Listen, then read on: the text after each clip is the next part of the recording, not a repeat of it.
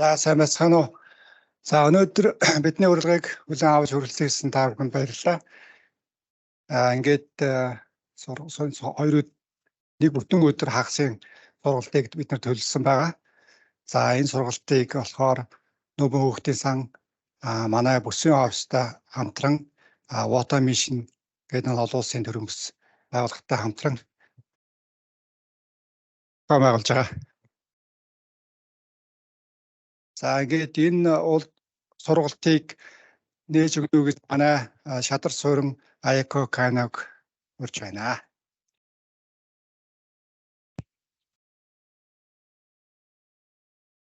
Great. Good morning, everyone. And thank you very much for coming today. I believe we gathered together here today because the climate change is one of our common interest for Mongolia. As we all know, Mongolia has a lot of sunny days, and yet a lot of power is. We have over 330 SOMs, or smallest administrative unit, and majority of the public buildings are depending on the coal, only coal energy sources. And that is one of the reasons of the very big issues of air pollution. And so today we have a great opportunity welcoming the colleagues from the Water Mission, also the support from the UNICEF regional office in Bangkok, and the support from the UNICEF colleagues here from Mongolia country office. We will be talking about benefits of solar-based technology and also its financial sustainability. We will be learning about assessment tools and also solar-powered wash design.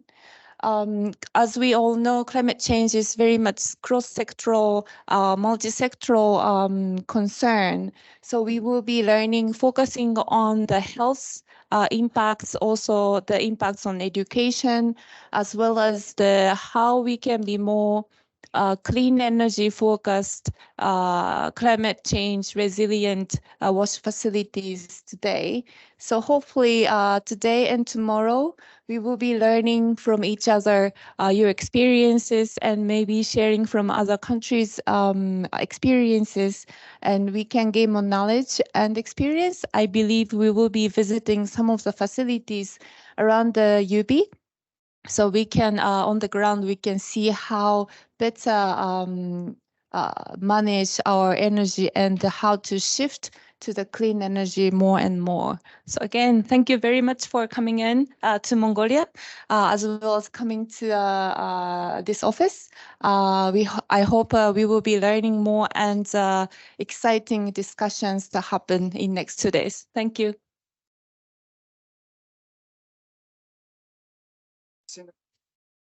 From region labs. Hi, everyone. Can you hear me okay? Yeah, we can hear you, Nick. Okay, awesome. Thank you all for attending this meeting. This is, a deep dive training on solar, and I think a really important development, not just for UNICEF, but also all of our partners. And Mongolia is actually the first country in the region to be embarking on this, and so this is super exciting. Also very exciting for me too. I see some of you in the room. I know some of you in the room. I was in Mongolia in 2017, working on air pollution briefly with the UNICEF office there, and it's a pleasure to be back with you all and seeing some familiar faces in the process too. So, as many of you know, there has been about an 80% reduction in the price of solar, the costs of solar in the past decade or so, 80%. And this dramatic reduction in the technology has allowed a rapid scale up of solar across the world, and made the potential use of renewable energy really cost effective and affordable, and a real contender compared with traditional fossil fuel based energy supply. and has created a real opportunity, not just for households and commercial commerce and industry and so forth, but also critically for health, education, and water and sanitation. And UNICEF too has made this a key element of our strategic plan. You know, it's actually part of the SDGs too, and so it helps in terms of building resilience as well as reducing emissions. However, across the East Asia and Pacific region, which is where we sit in the regional office, there's just you know, a lot of countries are in this energy transition, but all at different stages, and there are a whole range of different policies and targets and regulatory regimes, with all facing different sets of challenges and risks. And so what we've done in UNICEF, together with Water Mission, is establish this regional solar hub that we have effectively based out of the regional office here, supporting countries across the region to help navigate both the opportunities as well as the challenges that renewable energy presents in the WASH, health, and education sectors. And so we have Water Mission here, who has joined us to help provide a lot of the training and guidance. The Solar Hub, the aim is to provide technical expertise to countries and partners when they need it. So there's literally a website that I'm sure Jordan can direct you guys to, where you can click on request for support, and we have people on hand for both UNICEF internally as well as for partners to help guide, you know, how do we understand how much energy is needed in a facility? How do you put together proposals on renewable energy? You know, and helping to field these technical questions. We also have an organization called INENSIS, which is conducting a regional solar market assessment. So looking at all of the countries in the region, trying to understand how many facilities are not electrified, that could be electrified, how much that would cost, how many greenhouse gas emissions that might help avert, to provide some broad level understanding of the opportunities in the space, as well as going a deeper dive into both Mongolia and Cambodia initially, in terms of putting together an investment case for renewable energy in these spaces. So those will also be materials that hopefully you guys will find useful in your advocacy and programmatic development around solar. And we'll be hearing from INENSIS later in the day. I think it'll be something like 3 a.m. for them because they're based in Germany, but they'll come in at a certain point. Sorry, it might not be that early for them. It was for their virtual training. And then we also have Isabel, who you guys know that the Mongolia office has been working a lot on renewable energy in healthcare facilities as well, and so covering some of the progress made in that space as well. We'll hear from that over the course of this training. But I just want to say, you know, as we talk about why solar is important, obviously the climate crisis is one of the biggest existential crises facing children today and future generations, and we know that renewable energy is a key source. It's going to be a key solution for reducing emissions, and it's important to highlight the magnitude of this. The water and sanitation sector is estimated to contribute about between 5 and 9% of global emissions. The health sector is estimated to contribute something like 5% of global greenhouse gas emissions. And so these are not small sectors, and providing renewable energy to these sectors will have a big impact on overall levels of emissions. And so that, you know, I think we can't underestimate the importance of that. But similarly, it's not just about greenhouse gas emissions. Renewable energy is an incredibly powerful resource in terms of improved resilience.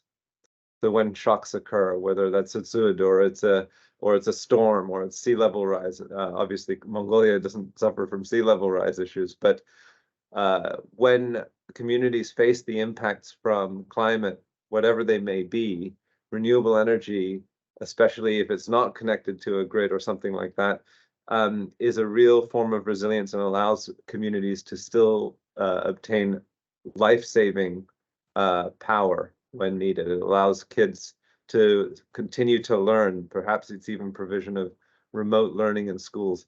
All of this is contingent on a reliable source of sustainable energy. And so renewable energy is an important thing for reducing CO2, but also critical for improving the resilience of key social services that children depend on. So without further ado, I'm going to turn over to Jordan, maybe for also an introduction and to kick off the training. But again, I just want to say it's a real pleasure to be here. Really excited to see all of the engagement. And I think, I think it's also just terrific that Mongolia is pioneering this first training and scale up for the whole region. Over to you, Jordan. Thank you so much, Nick.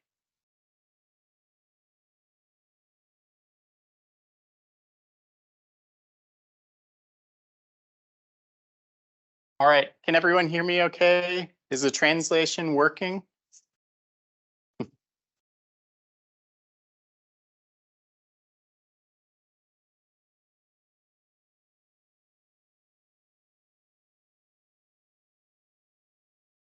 Not yet.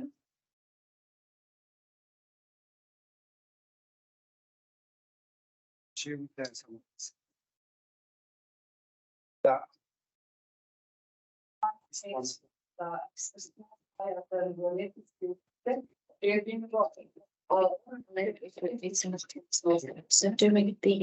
we need to connect because it should be connected then soon because it's translated.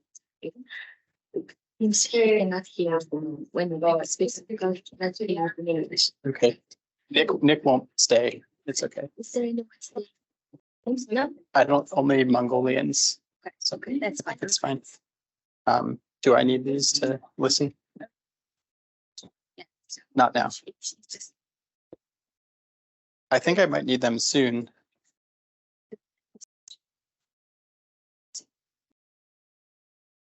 Okay. He could also open the Southern Hub with the website about Gosh. How many fields of the start to get better out so that also the option. The little note that I get about my last thing she can study about the moment that the master's here in Alpine atas teman atau dulu di forum saya baca kita mau interest sering selalu kamar sebagai pastikan itu kita no jadi ya sebenarnya mungkin tahu kan cuma logo ini horas terus atau things já se o que tem que mostrar acho que são preparação para mim essa de então a nossa vida tem essa parte poder se não é assim sem agora se estiver experiência de da parte de nós que tem desta da Okay, thank you.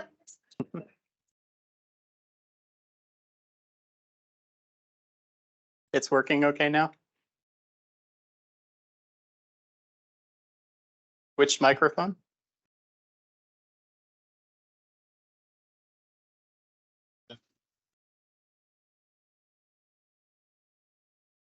Now it seems okay?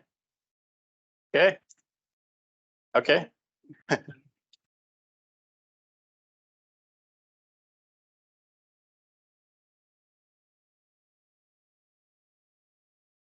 Ukulonimend, Sanbano, me near Jordan Deshawn, and that's all the Mongolian that I can speak.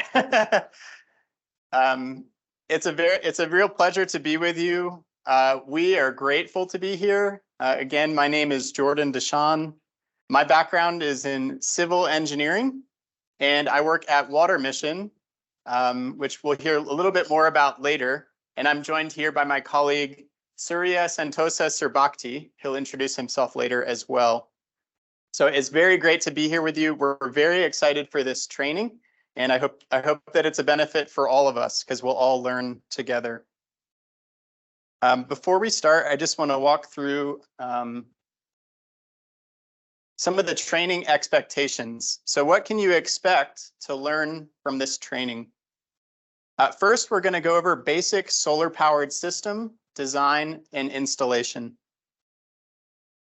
We'll also talk about sustainable operations and maintenance best practices. We'll discuss life cycle costing, service delivery models, financial planning and management, and finally, solar applications in health, education, and WASH. But we also need your participation. This is going to be a collaborative training where we all learn together. So I want to ask the question, what can we all do to gain the most from this training? And I'd love for your participation, so get ready to raise your hands. What are some basic rules we can all follow that we can agree to so that we all learn the most from this training? Feel free to raise your hands, and I would love your participation. And I'll write the expectations down here.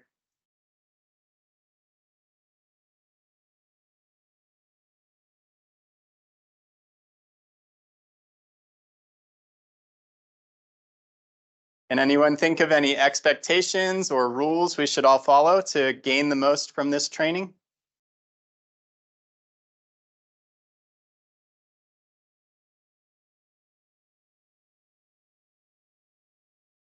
Oh, we should do introductions around. Okay, so before we get into this, let's all go around the room and we'll introduce ourselves. So one at a time.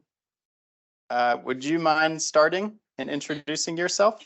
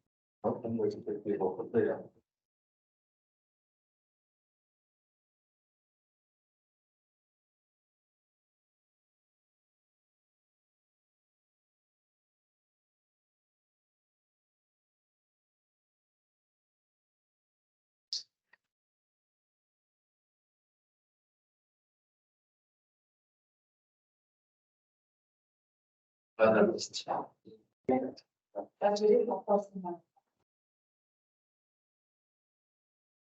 Yes, I am Jill, and NASA is responsible for international cooperation.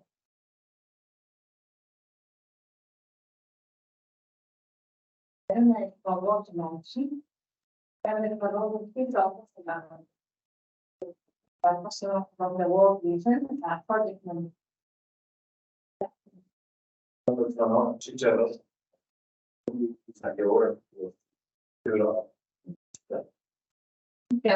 Can shop, I will sit back to. I don't know, you can sit, watch opposite.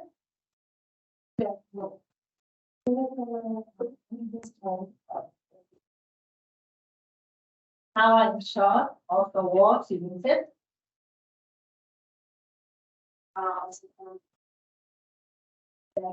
Then play also planting in the team and sit.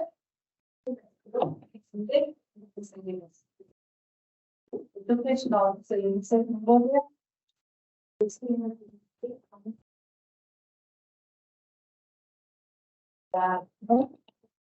Stop, you sit in Mongolia, the fish dog.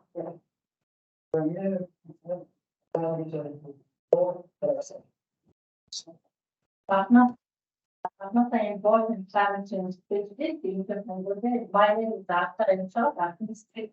I would name, I have his name in climate change specific. Mongolia. Anyone else? Oh, here. Okay, good morning, everyone. My name is Surya Santosa Subati. You have more often called me as Tosa. Okay. I come from Indonesia, Water Mission Indonesia, and my role right now is interim country director. I think this is my introduction. Thank you. Thank you, Tosa. All right. Can everyone hear me through the translation too? Okay.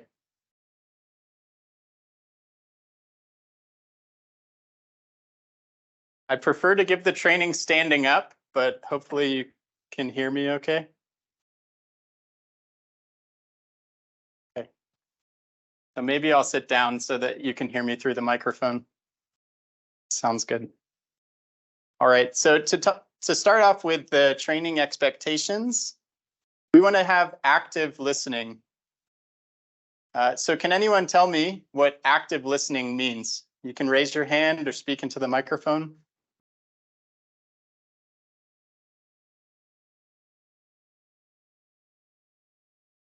Anyone?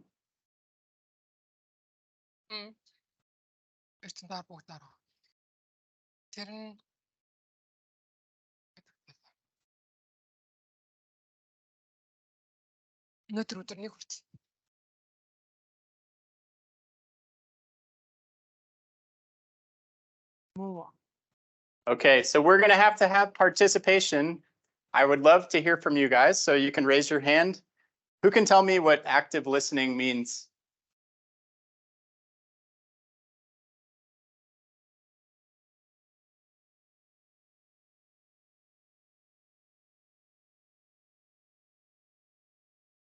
And do not be shy. Yes, please go ahead.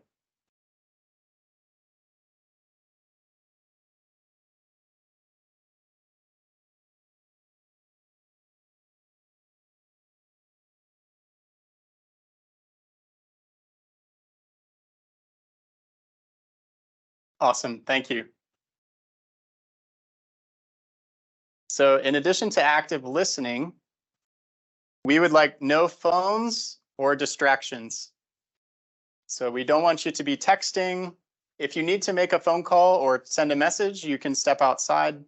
But we want everyone to be engaged and actively participating and paying attention during the training. Finally, we would like your attendance and participation. So this means you come on time to the presentations. It means you participate. So if we ask you to raise your hands and respond, we would like you to do that. If we ask you to discuss in groups, we would like you to do that as well. So these are some of the expectations. Does anyone have other suggestions for expectations we should set for each other to participate in this training well together?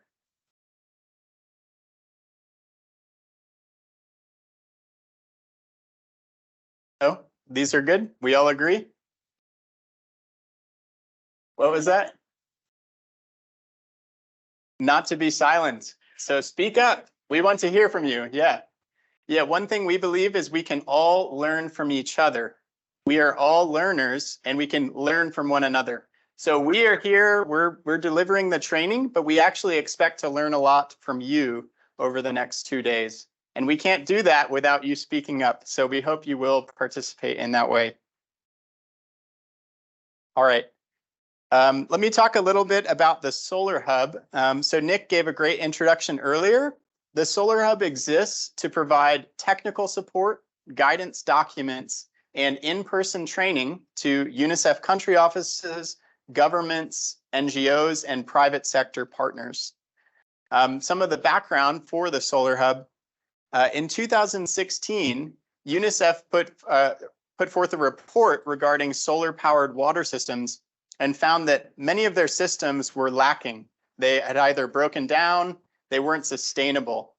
And so then in 2018, UNICEF engaged in partnership with Water Mission to build solar capacity around the world through UNICEF country offices.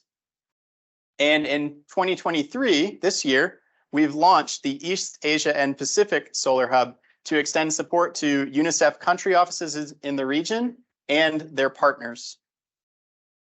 So the East Asia Pacific Solar Hub is a partnership between Water Mission and UNICEF, but we also engage with other partners such as Inensis.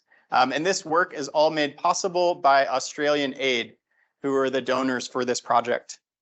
Some key objectives for the Solar Hub is to provide support to UNICEF country programs and partners. We will respond to technical requests. So you can submit technical requests through our website. I'll show you how to do that later. And we'll respond. We have people on hand ready to go to respond to your technical requests and questions. We will also conduct virtual and in-person trainings, just like this one here, to equip you. And finally, we want to ensure the sustainability of the Solar Hub for months and years to come. We hope this will be a growing initiative. So here is our website. You can write this down. The URL is eapsolarhub.org. And our email address is support@eapsolarhub.org. So this is our website here. This is just a screenshot from the website. So this is the landing page. And in the top right corner, you can see where it says request support. If you click that button, it'll take you to a contact page where you can fill out a detailed request for how the Solar Hub can support you. So feel free to write this down. Also, we'll be sending out the presentation slides if you don't have those already, so you can remember these from just seeing the slides. We also have various services such as solar training like this one, providing technical support and resourcing with guidance documents and other materials and good resources for solar. And in addition, we have videos on the website as well, where you can have kind of virtual training whenever you need to watch videos. The videos right now are just based on solar-powered water system design, but we hope to expand that to health and education sectors as well with solarizing buildings. And we'll also post the recordings of trainings like this one, as well as the virtual training that's now up on the website. All right, So that's a bit about the Solar Hub. Now I just want to introduce Water Mission. Water Mission is where I work, it's where TOSA works, and we're working together in partnership with UNICEF. Water Mission is a Christian engineering nonprofit. We design, build, and implement safe water, sanitation, and hygiene solutions. And it's our faith that motivates and compels us to serve all people, regardless of age, gender, race, or faith. So just a bit about Water Mission experience. We've installed more than 1,600 solar-powered water systems globally. These installations range all the way from 1 kilowatt to 300 kilowatt systems. And these systems use both direct solar pumps as well as larger systems that utilize inverters and batteries. So the photo below is from a project we did in Tanzania in a refugee camp setting. And that's a 100 kilowatt solar array that's powering an AC submersible pump. Water Mission has 9 country offices around the world with over 700 staff and 100 staff in our headquarters, which is in North Charleston in South Carolina in the United States. That's where I live. We have on staff 13 licensed professional engineers. I'm a licensed professional engineer in the United States. And so that's just a bit about Water Mission. Any questions about the Solar Hub or about Water Mission before we jump into the training?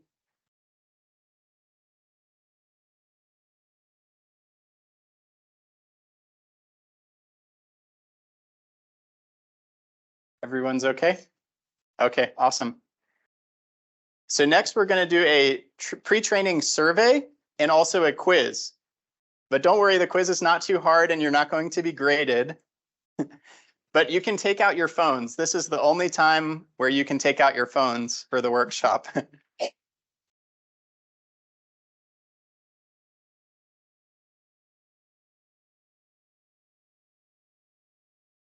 And I'm going to try to have the quiz in Mongolian, so it'll be easier for you.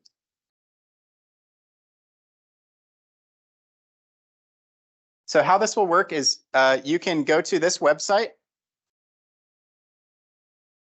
The website is menti.com. And once you're there, you can then enter the code 5293-5409.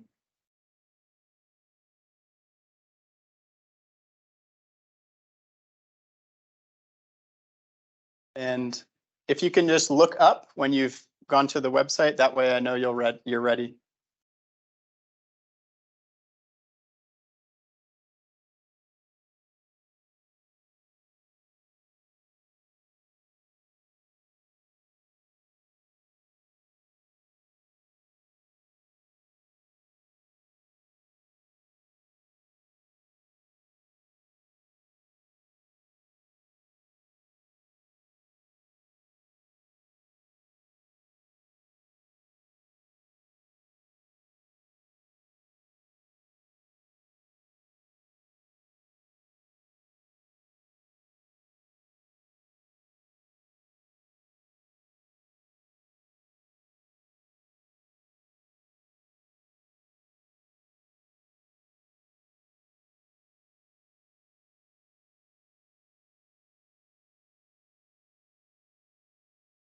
Does anyone need help?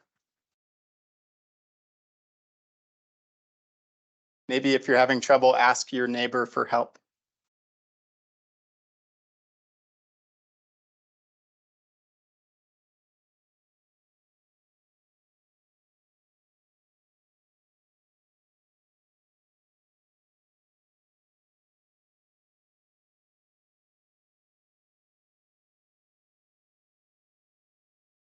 Okay, are we ready?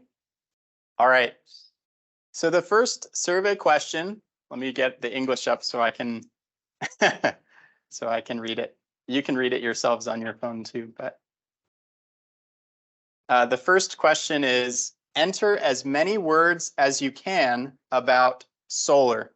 So you can enter multiple words and then click submit.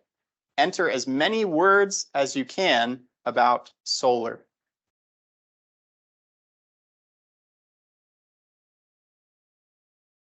Again, you're doing this on your phone for the survey. And if you prefer not to use your phone, feel free to write these down. You can write down as many words as you can about solar. And then when you're done, click submit, and we should see them here on the screen.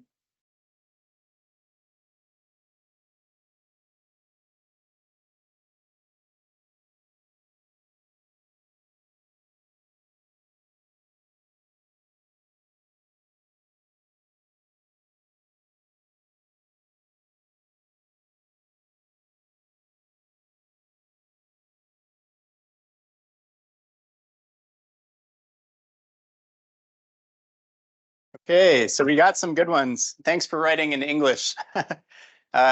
Latest technologies, climate resilience, free. Someone said free. I like that one. Nature, batteries, invest, able to use every sector. So every sector can be involved. These are all great responses. Thanks for submitting those. Okay, can anyone read the Mongolian on top there out loud? Yeah, the top two in green and pink. Too small? Okay, no problem.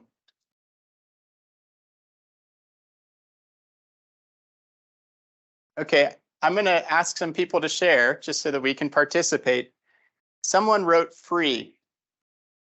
Who wrote free, and who can explain why they said free?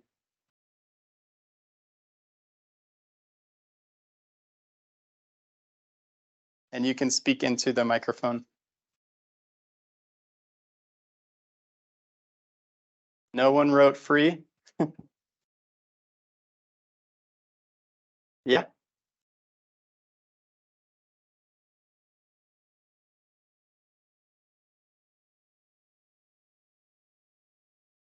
Mm-hmm.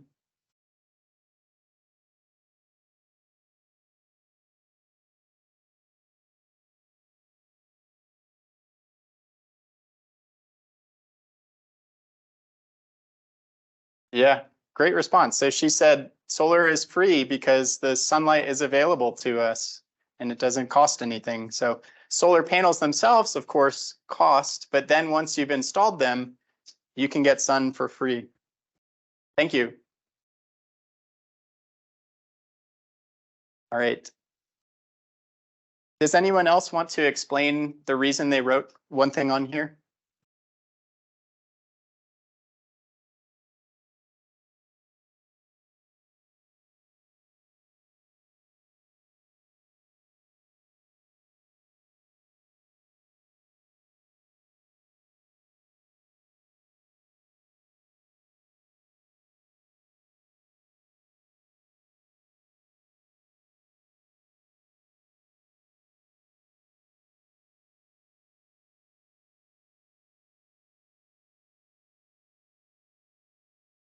Mm-hmm.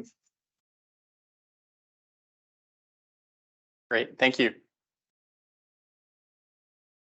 Okay, I think these are great responses. We'll go on to the second question, where you'll get to rank your level of knowledge about certain topics. So please rate your current level of knowledge about the following topics. You can give it a score 1 to 5. High means a high level of knowledge, 5 means a high level of knowledge, and 1 is a low level of knowledge.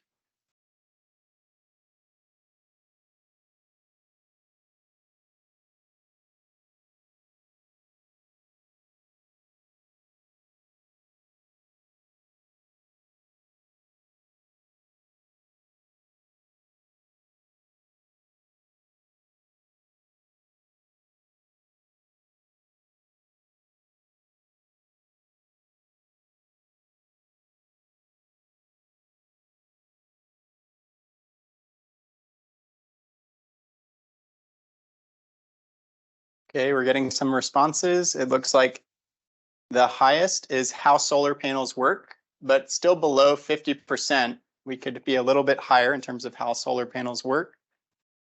Next, steps to designing or implementing a solar project. Again, that's right around 50%, but on the lower end. And then the lowest is steps to designing solar water systems. We only scored about a 2 for that.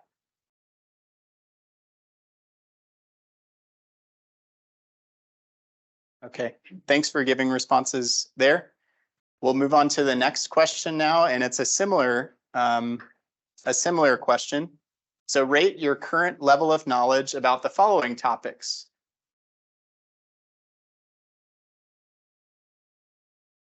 So preparing an O&M plan for a project, creating a financial sustainability plan, and understanding different types of business models.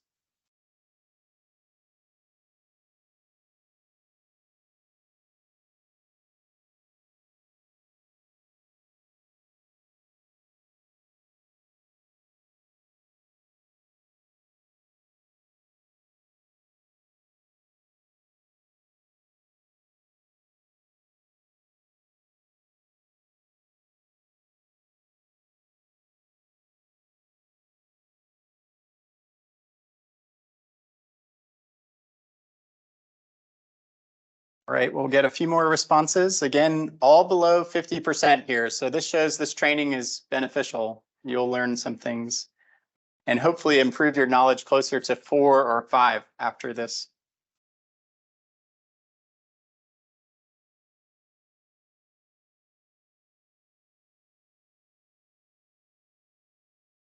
Okay. Great. We'll move on now to the quiz. My favorite part. So we'll give a few minutes, about 1 minute for each question. So get ready to submit your responses. The first question is, what can be powered by solar? What can be powered by solar? Water pumps, A. B, lights. C, medical equipment. Or D, all of the above.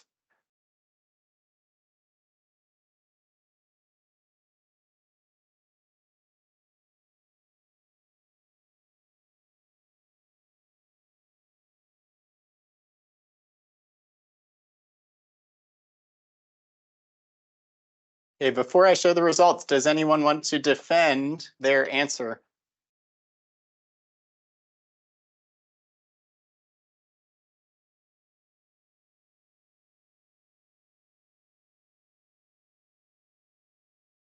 Did anyone say A?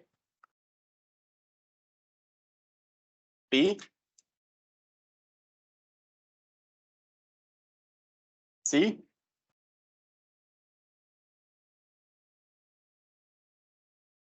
Okay, someone said B. Can anyone explain why they said B?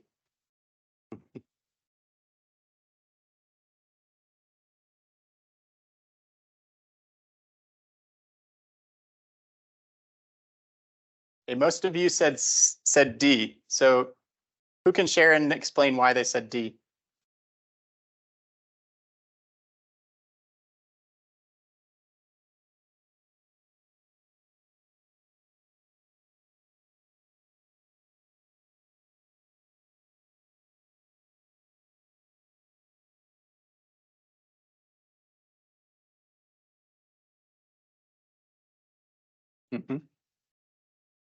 Great. Yeah, all of these things can be powered by solar once it's installed. Okay, let's go on to the second question here of the quiz. So how do solar panels produce energy?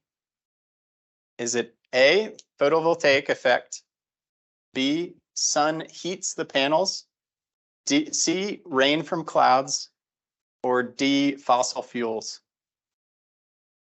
How do solar panels produce energy?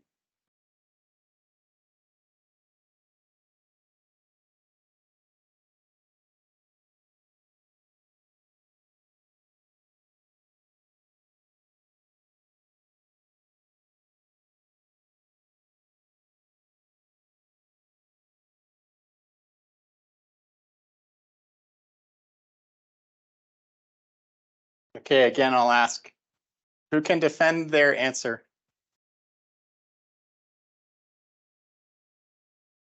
And feel free to speak Mongolian. I can hear in English.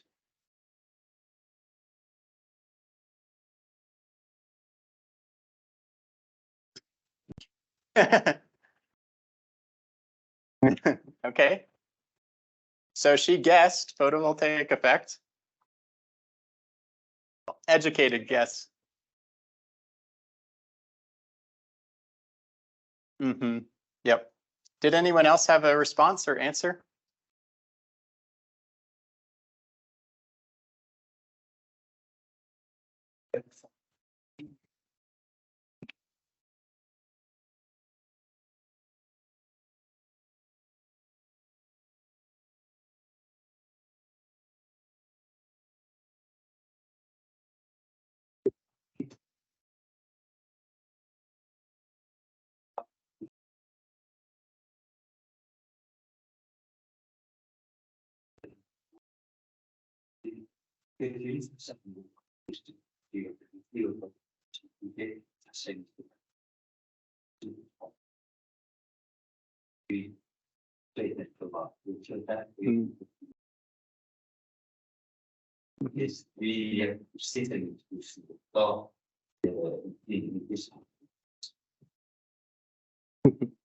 Great response. So thank you for all those responses.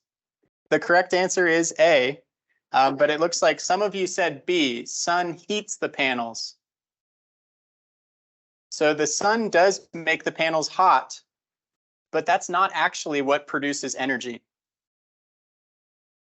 It's the photovoltaic effect that produces energy from the panels. And we'll learn about it in the training. So it's okay if you didn't know the right answer to start.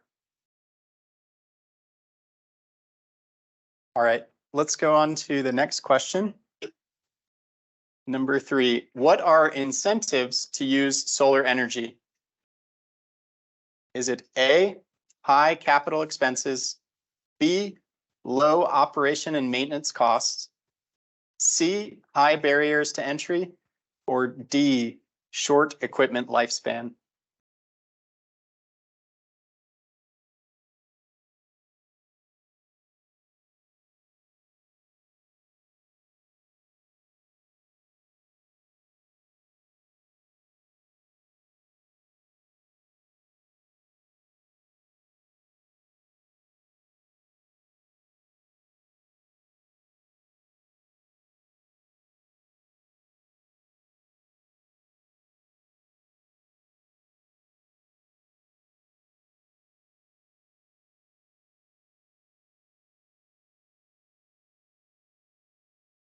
Okay. A lot of you said B, low O&M costs. Again, can anyone explain why they said B?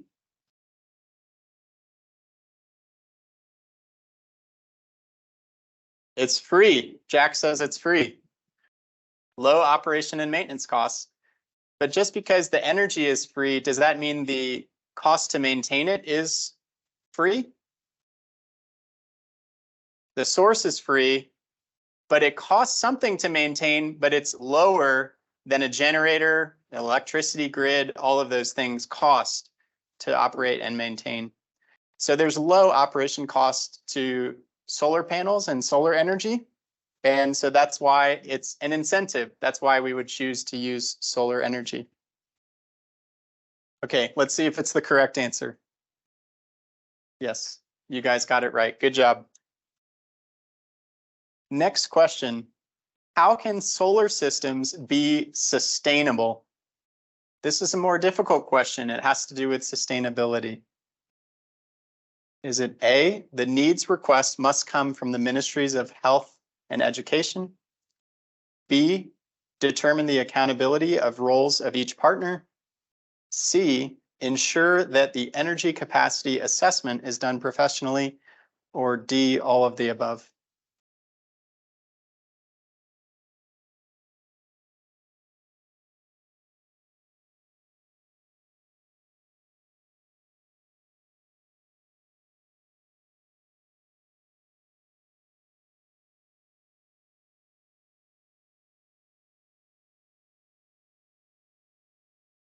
Okay, let's see some of the results. Okay, some said B, some C, some D. Okay, again, does anyone want to defend their answer?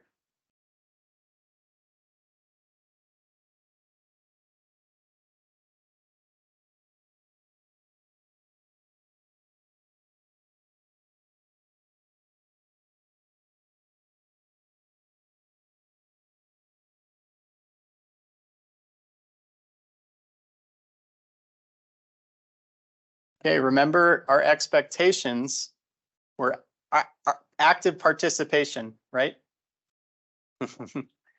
So please share who can defend their answer.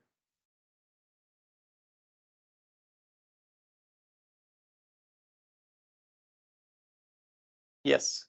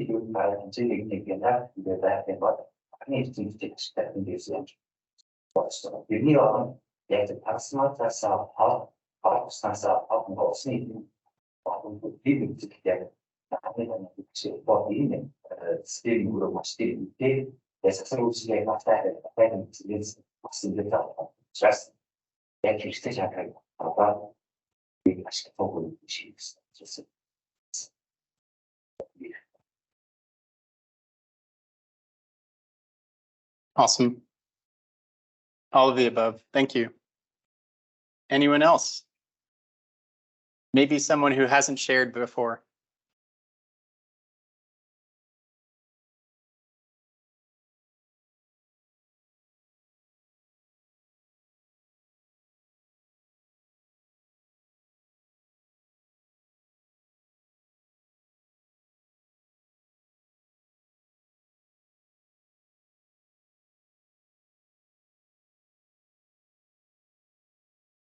Okay, on the next question, I expect people to share, okay?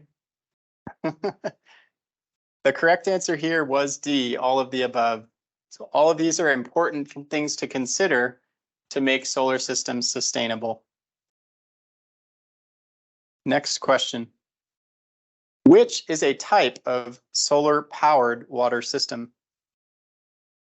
Is it A, solar only, B, solar plus batteries, C, solar plus grid, or D, all of the above?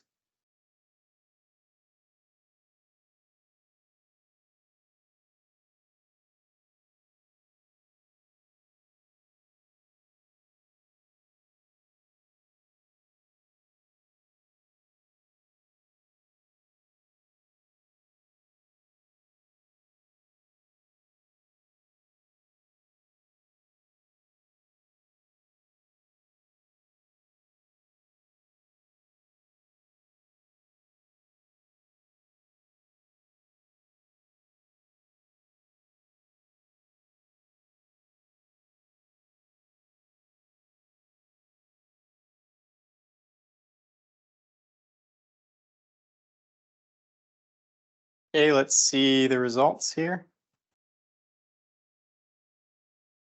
Oops. All right, a good mix here. So again, could anyone defend their answer? A lot of people said B, solar plus batteries.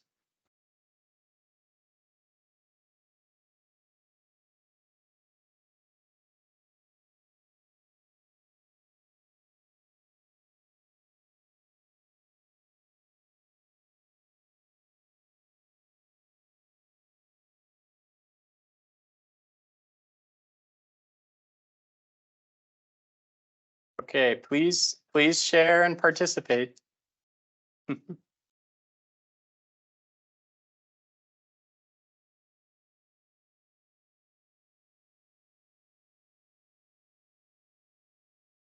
Source can be both, solar and battery and solar and grid, so that. Above all. So Jack said above all because the source can be solar or solar plus grid, solar plus batteries. Those are all types of solar powered water systems. Okay. A lot of people said B, solar plus batteries. Could anyone explain why they said B?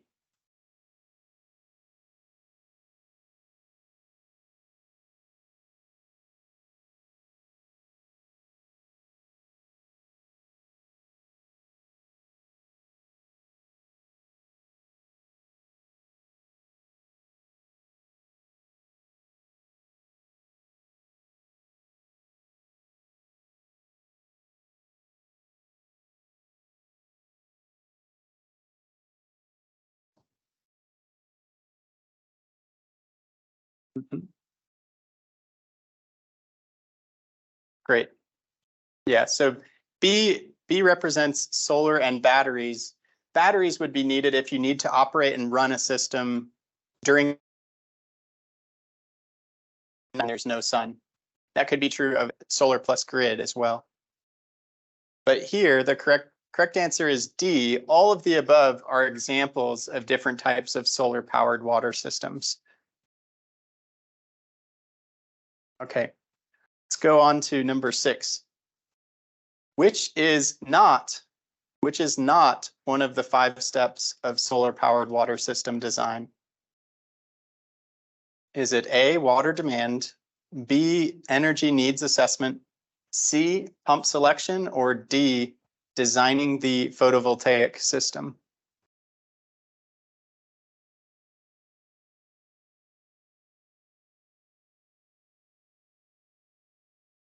So which one is not one of the 5 steps?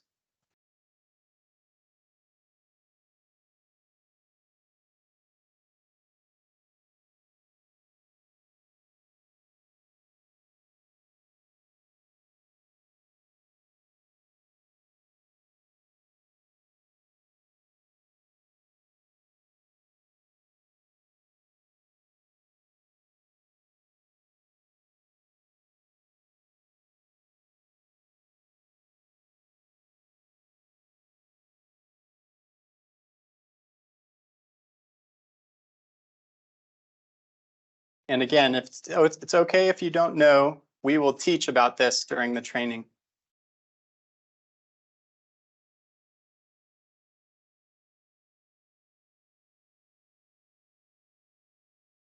Okay, let's see some of the results.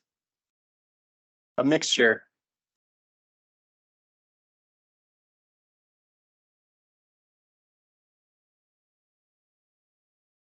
Okay, would anyone like to share or defend their answer?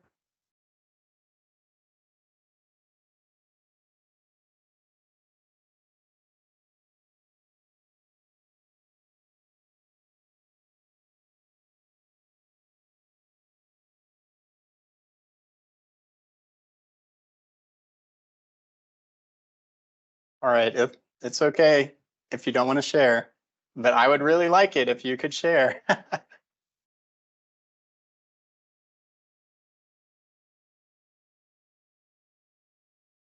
All right, I'll show the correct answer and explain a little bit why. So the correct answer is B. It might be surprising. B is the energy needs assessment, but we're specifically talking about water systems.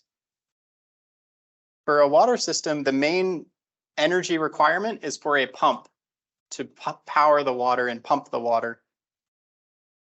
And so the energy needs assessment isn't really a step because there's only one piece of equipment we need to power, the pump selection.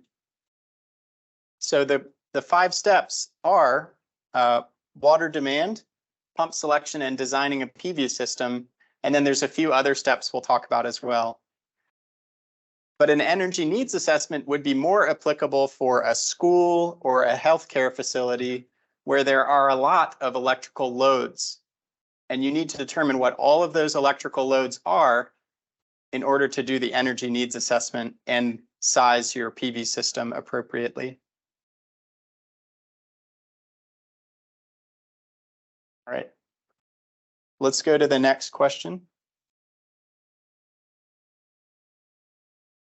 What are the main aspects that contribute to the sustainability of a solar project? Is it A, system ownership, B, regular maintenance, C, proper operation, or D, all of the above?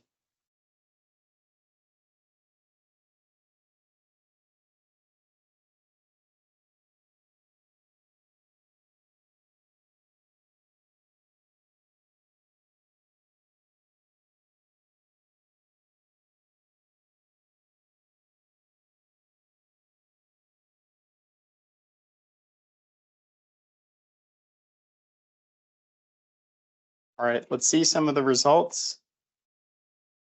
Most people said D, a few A, a few C. Can anyone explain their answer?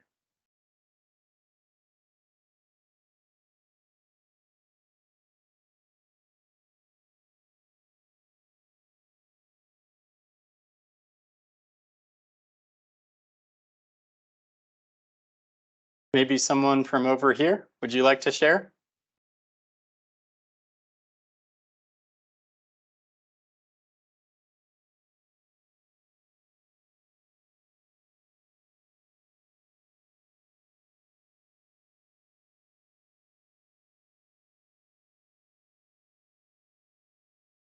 Yeah, we need coffee or tea, maybe.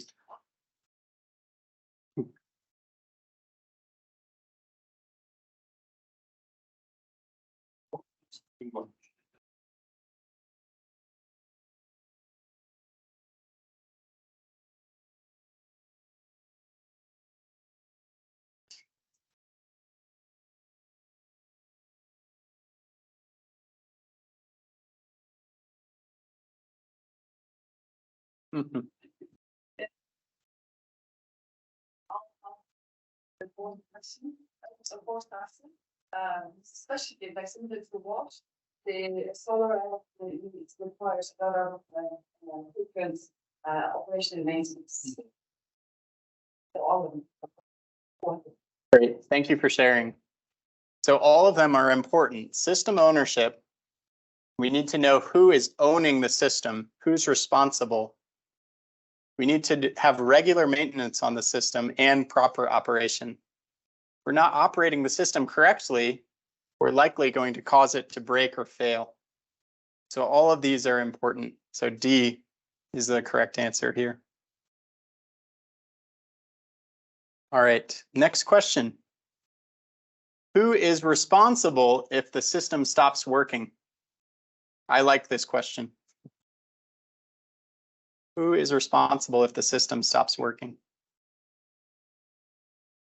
Is it A, the design engineer, B, the community or institution leaders, C, the party who agrees to manage the system, or D, none of the above?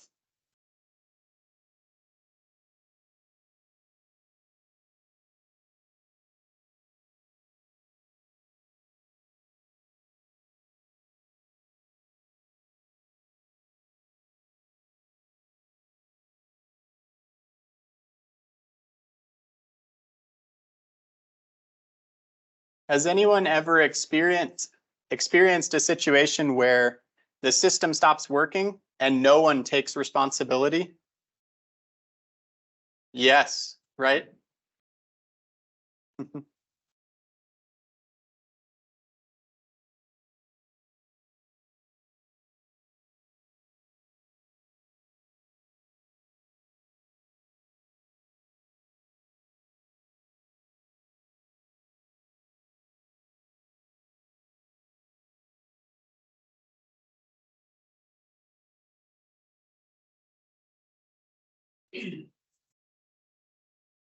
Mhm.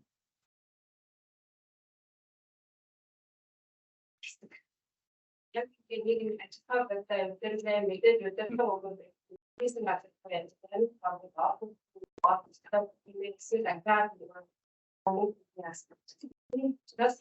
das jetzt wir auch sagen, anstelle байгаад гэрээний хавцааг хүний үндэстэй. Awesome. Thank you so much for sharing. So she talked about contracts. Contracts are very important. And that's part of the reason the correct answer here, even though A and B bear some responsibility, the party who is ultimately responsible is C, the party that agrees to manage the system. And so that's why these contracts are so important, because it shows who is responsible. If we don't have these and established agreement at the beginning of a project, when something breaks, who knows what to do? Someone will say the engineer designed it incorrectly. Another person will say, no, the community is responsible. But ultimately, whoever agrees to manage the system is responsible.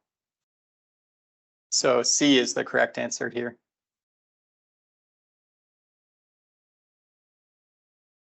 Does anyone have thoughts or additional thoughts or questions on that?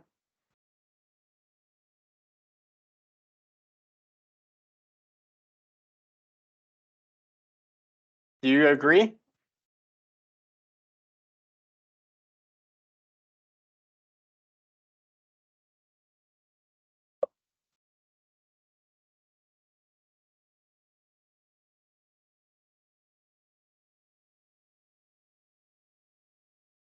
Yeah.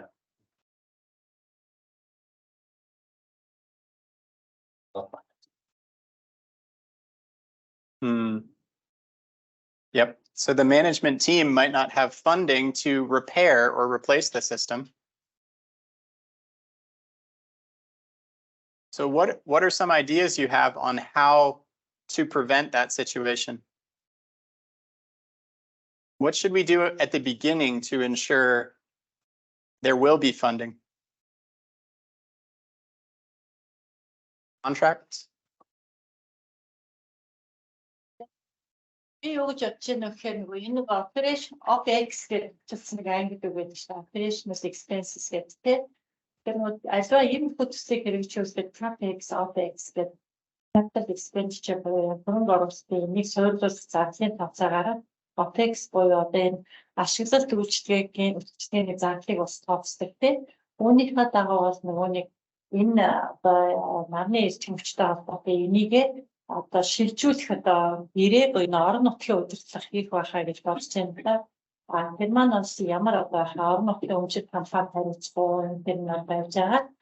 Тэгээд тэр гэрээнд аягүй тодорхой бичсэн тийм. Мэдээж хэрэг хамгийн чухал юм бол яг энэ чинь нөгөө сэргээгт хэлтэн хурж бас шин зүйл бид нэр одоо сумын тухай бодсон шүү дээ тийм. Босхны тухай.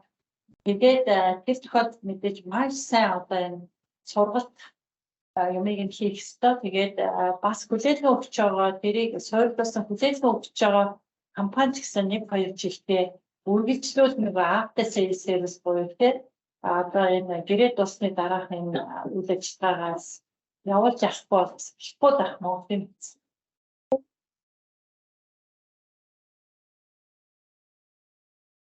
Thank you so much, Alta. Great response. And tomorrow we'll learn all about that. So come back tomorrow to participate and learn.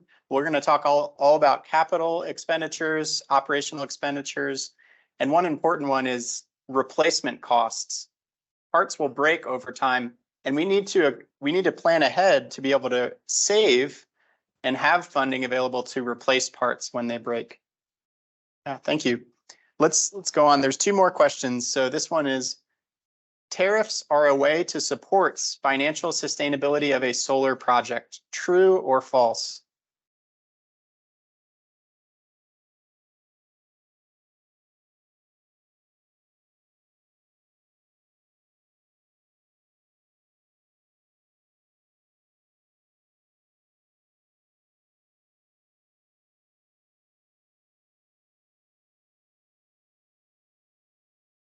Right. Try to submit your answers. And we'll see the results. Who can tell me which is the majority? Most said true. Okay. So can anyone share why they said true? Jack?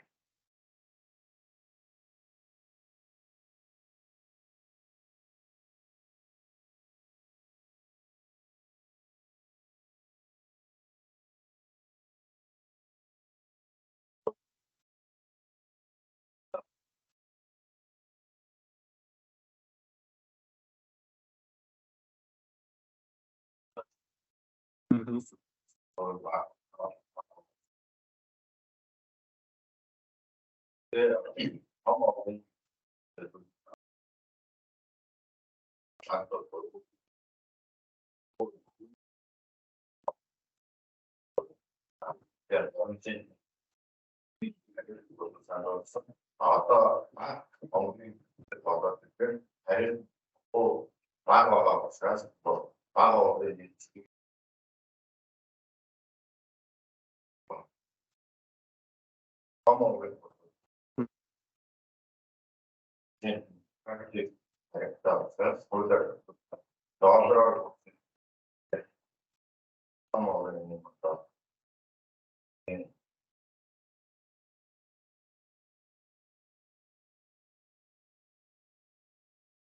Hey, awesome, Jack. And thanks for that information. As visitors to Mongolia, it's very interesting for us to learn about the specific context here and the specific needs and challenges you have to overcome. And so one of those is small scale solar systems may not be financially sustainable, or you may need to come up with creative ideas to make them financially sustainable, but large scale systems are advantageous.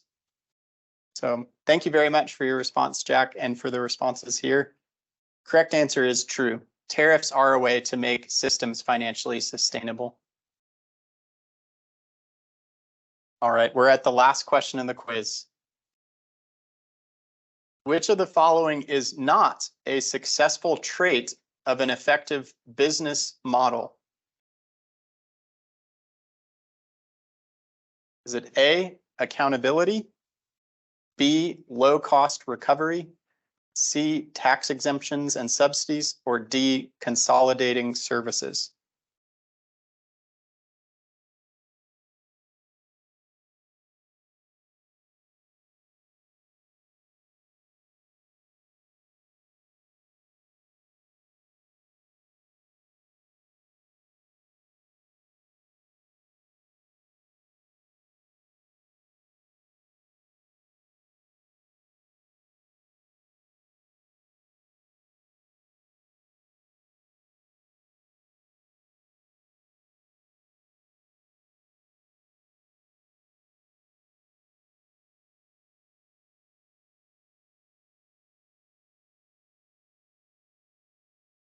Okay, I'll show some responses.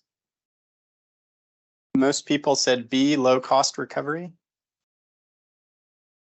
A few said C and a few D.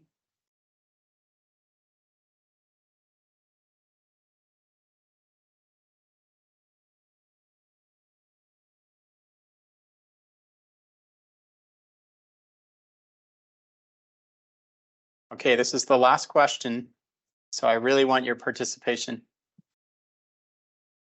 Who can defend the answer they gave?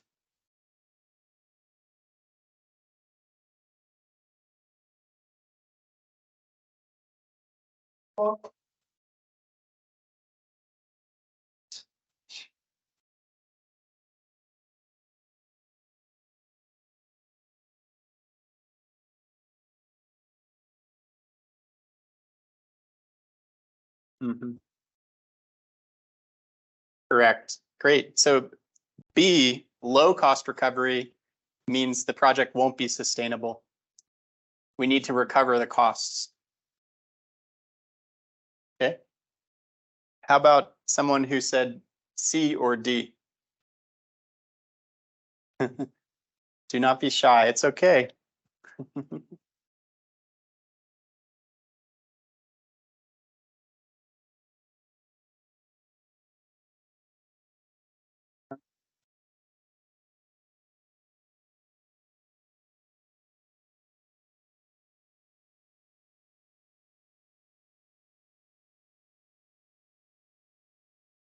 Yeah, I'm not sure about international law. And I'm not sure about the context in Mongolia in particular. Does anyone know if there are tax exemptions or subsidies here for solar projects?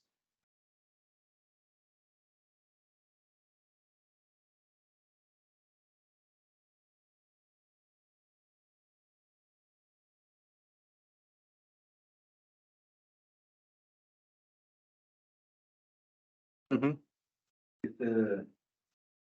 Mhm.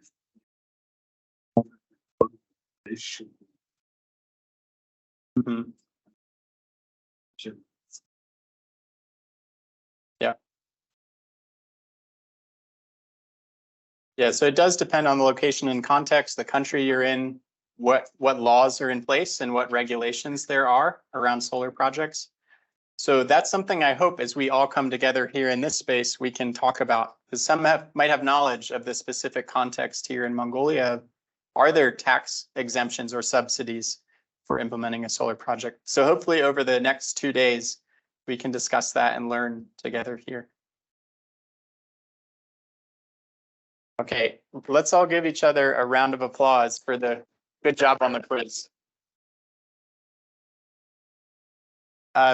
Next, I'd like to ask us to fill out a survey or poll.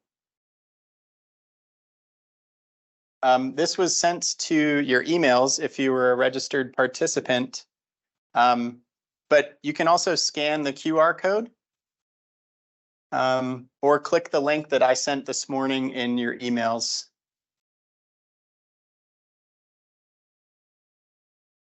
And then while you're filling this out, we're going to have a break. We'll have 15 minutes of break time. You can grab coffee or tea, and then we'll come back together at 10:20.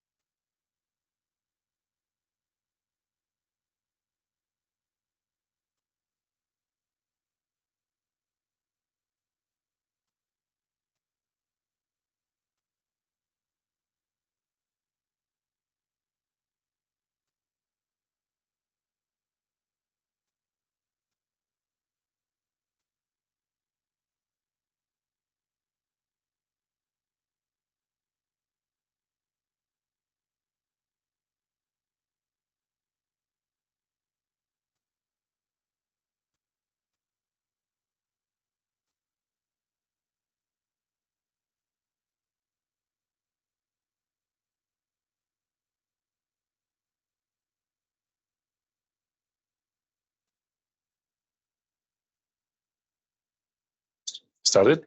Yep. Okay, thank you, Jordan.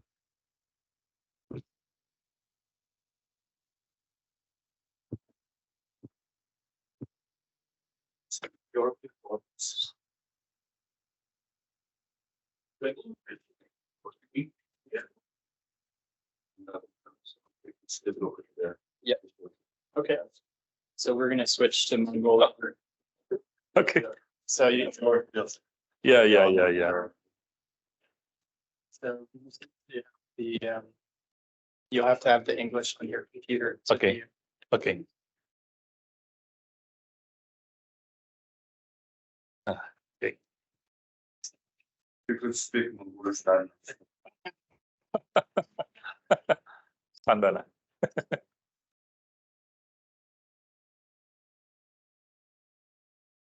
Get the English here. No, yeah. It's just too hard because of. Yeah. I think he has the English there, so you'll. Yeah, you have to. Okay. Or maybe how if we can switch this is the Mongolian here. Yeah. Yeah. I think it will be so. Sorry. So I should continue with that one. I will open the Mongolians.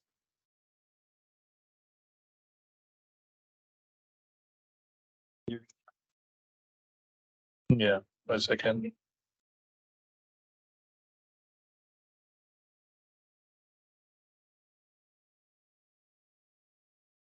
The pointer, maybe. We have.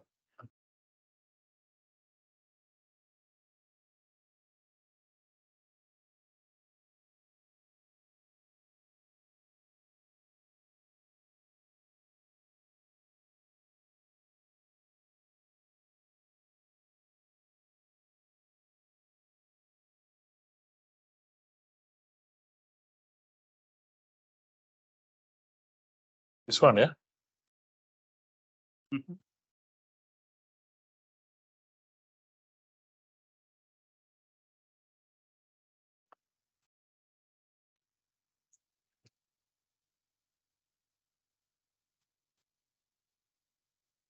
This one, right? Yeah, but you can have the. You want Mongolian there? Yeah, this. This will have to have the Mongolian because we're presenting. Oh, okay, yeah. Let's check. Oh, this just. So you can just have the English up on your screen. Oh, okay. So it's mean the English still here. Yeah. No, okay.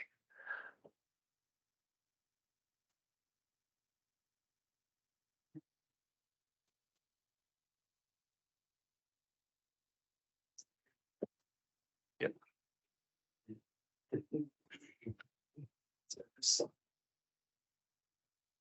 This will advance here, Mhm.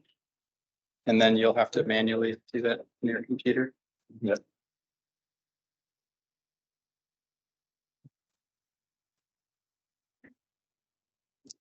Maybe for this one, I I need to see things because this is too small for me to reading. Okay. Sitting is fine. Yeah. Just Okay. Okay. It's okay. Yeah. What is this? This is for the projector, right?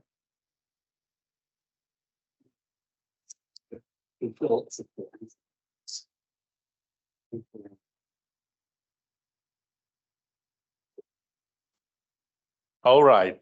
Everybody's here?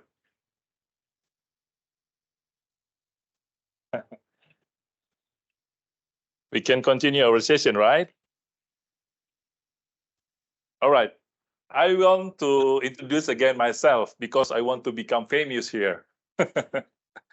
Okay, my short name is Tosa. Maybe everybody can call me just Tosa. Yeah, I come from Indonesia. I have married. I must introduce I have married because it's worry for this thing.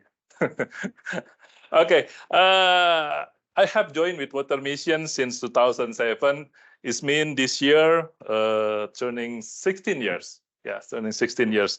In my journey with water mission, I have done some activities related to the solar power system. Yeah, because that I'm so excited to talking about a solar power system. Yeah, like our concern right now, like UNICEF more concerned too about the climate crisis, right? Because it's right now mostly around the world, we still use the source of power from the fossil. Yeah, as in my country, is pollution is so high. Yeah, because the CO2, yeah, is very high. The pollutant for this one. This is we worry about that one. And right now, we have need to transition to another source of the power. Yeah, as we know, the solar is just the renewable energy. Everybody agree with that one? Yeah, we agree. Yeah, the solar is the renewable energy. This is the green technology. So no pollutant, no emission from the solar. Right now, we will continue to talking about the solar. Yeah, this is the slide is already in Mongolian. It's easy for you to reading that one, but not for me. Basic of solar power and its application. This session will cover the following topics. The first one, everybody can read this one? Okay, yeah.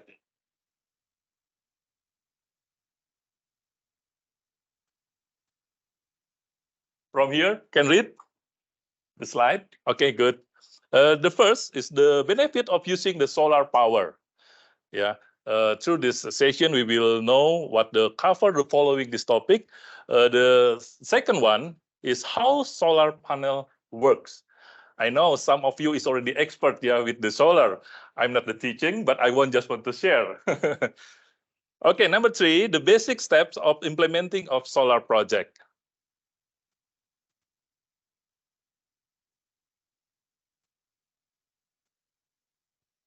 Yeah, this is solar in East Asia and Pacific. Maybe you can see the picture in the right side.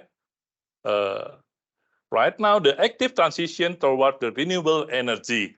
Yeah, the East Asia Pacific region is the middle of the transition toward renewable energy.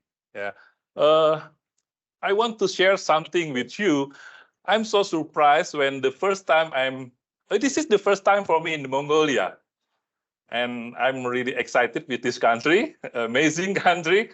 When I arrived entering the city in Ulaanbaatar, I'm so surprised because why? When I observe the car of the vehicle, it's so many vehicle with the brand Prius, right? This is the hybrid car. The hybrid car, it means they use with the two kind of the power. First from fuel, the old one, and the second one, the by-electric. Let's agree, right? Yeah, that's the hybrid. So it means we already in transition. Maybe we can back to the 10 years ago, maybe not 10 years, 5 years ago. It's difficult to find the car with the hybrid. Yeah, but right now, mostly a lot of the people already use the hybrid. Is more economic. Who is agree this is the hybrid is more economic? Please lift your hand. Yeah, we agree. Yeah, more economic to use the hybrid car. Everybody uses the hybrid car here. Oh, okay, this is interesting. So this is the transition, yeah, active transition toward renewable energy. The second one, policies target regulatory regimes challenge and risks vary per country. Yeah, the country are all at different states of transition. Each country features a variety of policies. Yeah, target regulatory regimes, challenge and risk. Maybe I'm not exactly know what the like before talking about taxes or everything, but this is every country. Maybe they have a regulation about this one. Next one. Okay.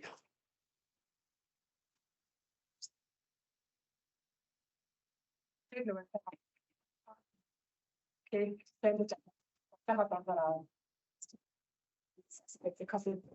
Oh, okay. Yes. Okay, thank you. The third one, rapid growth in solar energy adoption and installation capacities. Yeah, it means this is also evidence by rapid growth in solar energy adoption and installation capacities. Maybe we can see the picture in the right side.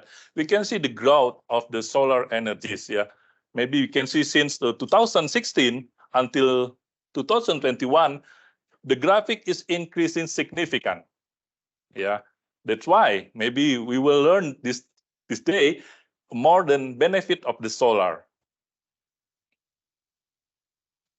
And the last one, market dynamics are creating opportunities for solar in the health, education, and WASH sectors. Yeah, market dynamics are creating an opportunity for exploring intervention of scale the health, education, and WASH sectors. Because, or maybe in this thing, we still can use the solar power, not only this sector.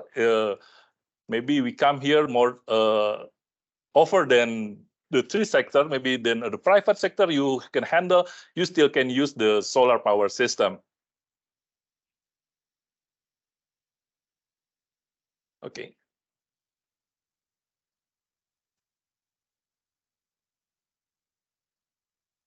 Right. Right now we will talking about the advantage of solar. Yeah. The first one, before we already have the quiz, and some people is agree with this thing. Low operation costs. We agree for this thing, right? Low operation costs.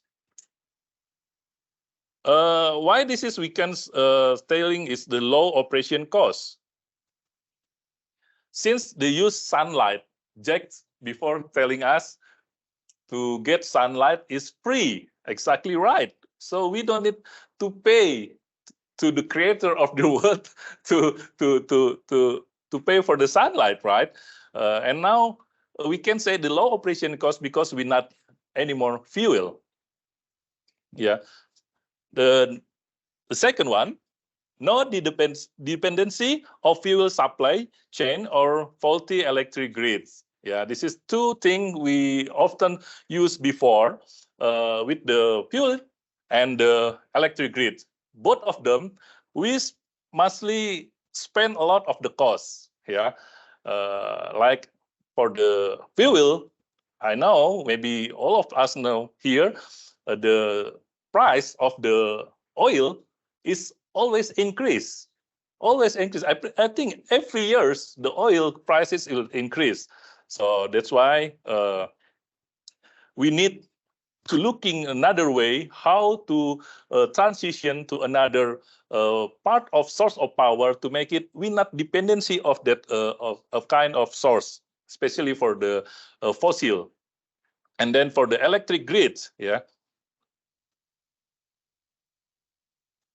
So we continue with the number 3 is low regular maintenance requirements since 3 are no moving part.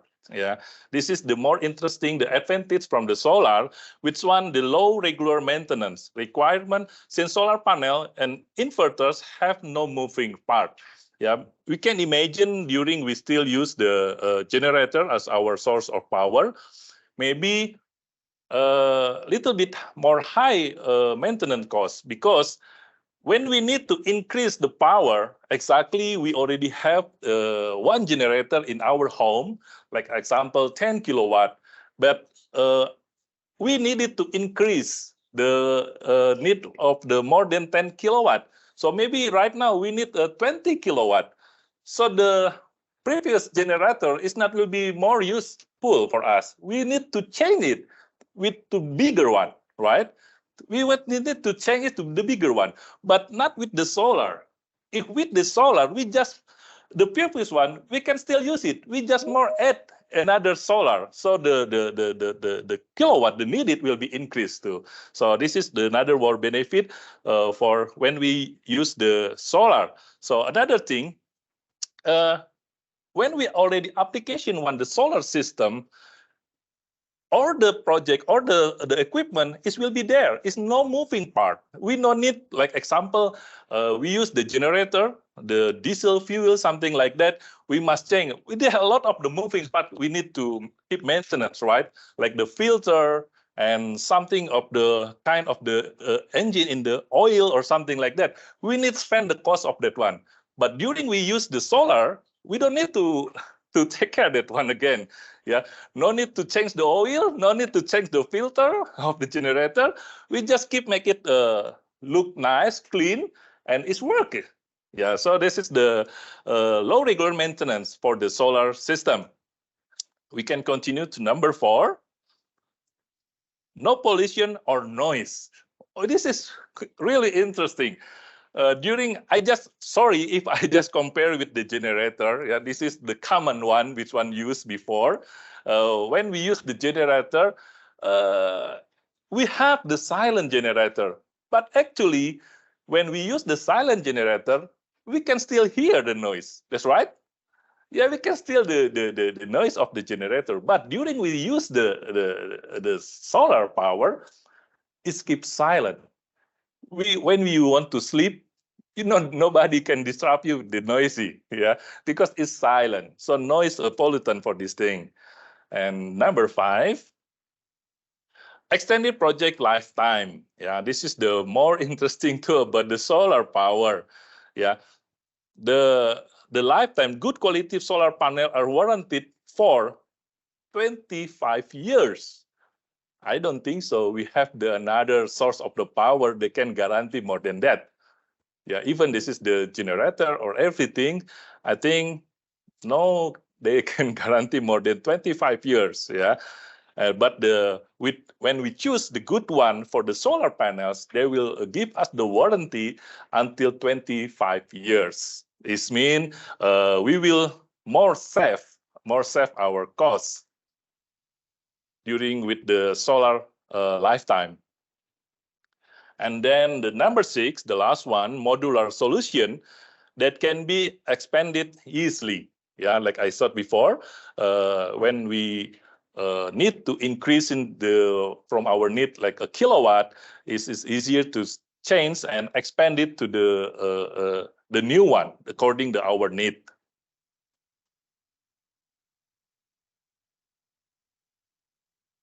Please, during my presentation, if one of you need to question or not clearly understand, or please raise your hand. We want to active, okay?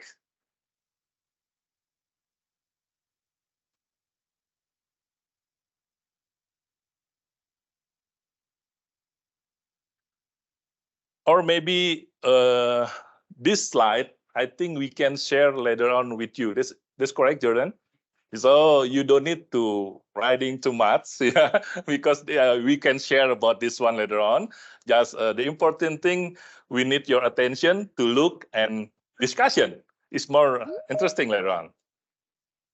Okay, right now we will enter the challenge of the solar. Before we already talking about the advantage of solar. Honestly, this is with the new system, with the new energy, they still have the challenges. Yeah, they have the challenge of the solar.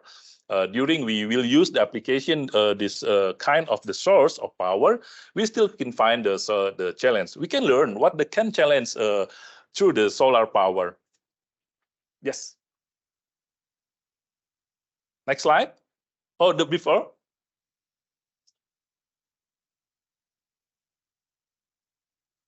Next slide. This one. Oh, this is the correct one. Oh, sorry. Thank you. Thank you. This is the challenge of solar, yeah? Okay, right. Thank you. Okay, we're talking about the challenge of the solar. The first one is capital costs are typically higher, yeah, but lifetime costs are lower. Yeah, this is the challenge. Is capital costs are typically higher. According this one, that equivalent diesel solution, if we compare with the, like I said, we use this diesel solution and compare with the solar, for the capital costs are typically higher. Yeah. However, the system prices is increasingly dropping. Yeah. But during this, when we use the diesel and we compare with the solar, the diesel, the graphic will be keep going up. But the solar, in the beginning, we put our investment is high, but it will be going down. Yeah. Lack of incentive. Yeah, this is sometimes the organization or our partnering need to talking about this thing, but the organization or the our company adopt better energy solution in the field. Yeah, but sometimes because it's not too much information, not too much knowledge, not too much knowing about the solar, this is become the lack. Yeah. Okay, we can continue with the number 3. Inability to properly show benefit to donor and management.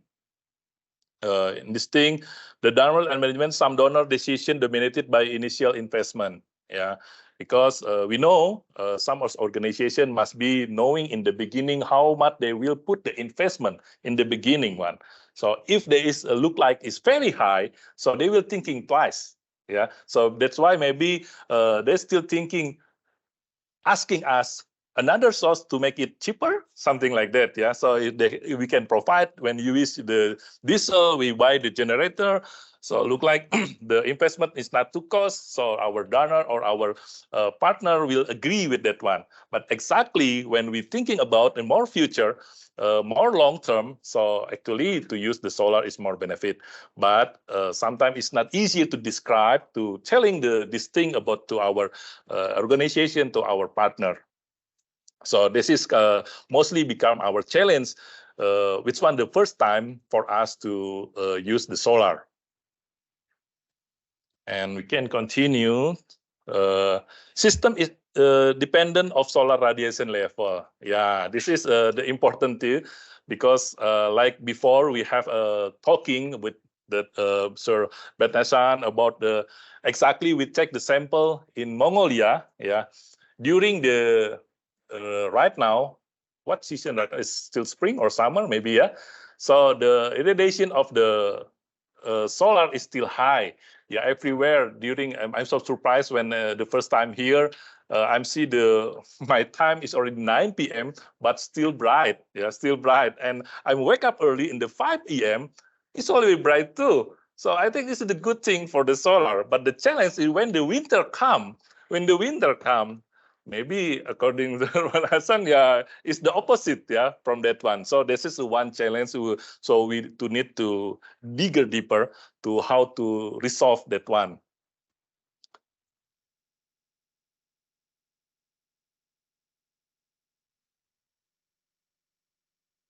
Okay, we can continue with the limited availability of qualified technician and spare part. Yeah, yeah, because right now not really familiar, it's not maybe not too much to use the kind of solar power. So this is will be the system is not really spread out in many country or many city like the diesel or something kind of source of power.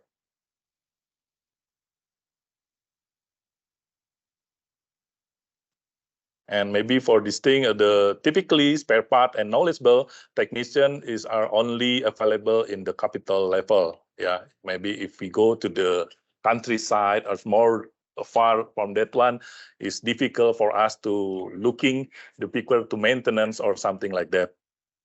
This is until right now it still become the challenge for the solar power.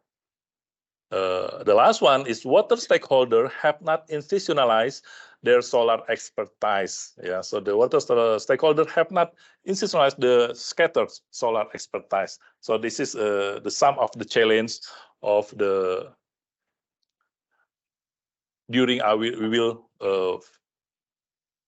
applicate this kind of solar power. So maybe anybody from you have thought, or maybe they have another advantage you knowing about the solar, or maybe disadvantage about the solar, we could share with us. So I will typing again, added another thing, or maybe watching the challenge more. Maybe every country they have facing another challenging, yeah. So maybe according this thing, please, if you want to share with us what the challengings you can find related to solar power here.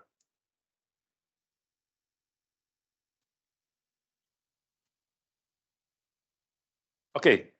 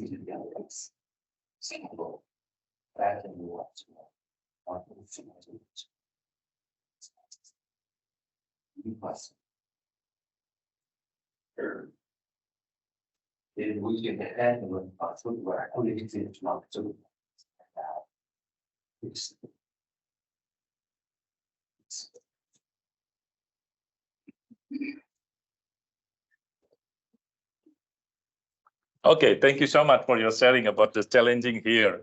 I'm really appreciate that one. Yeah, because like you said, this is to selecting the quality is really important. Yeah, which one when we want to select the good one, the first maybe it's not easy to find the good one in here right now, but the available maybe the second one it's not good. So the long time. The lifetime is not really, like I said before, 25 years. Maybe they said 10 years, but before 10 years it's already broken. Maybe like that, yeah. So this is not easy. This is the one of challenging, yeah. Thank you so much. Another have thought about this one? Okay, thank you.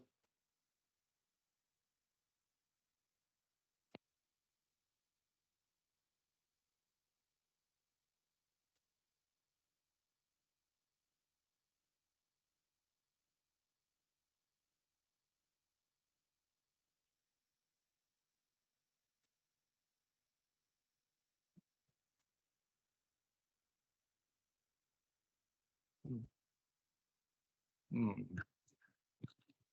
Yes, yes. This is a really basic thing, yeah, because sometimes, like I said, without the knowledge, without the good information, sometimes it's difficult for us to make decision, the correct decision, right? So when somebody, like my example, the marketing, is just telling what the kind of the product, we just knowing with limited information, yeah. So I think you are all of us here is the lucky people because right now we know about the solar hub. Yeah, we will encourage you, we will accompany you to guidance you, like Jordan before telling about, we already have the website there. Maybe you can visit our website, and to maybe you have the question related to solar, so you can send email to us, so we can make a future communication related this one. Yeah, thank you, thank you. Come on, sir. Thank you.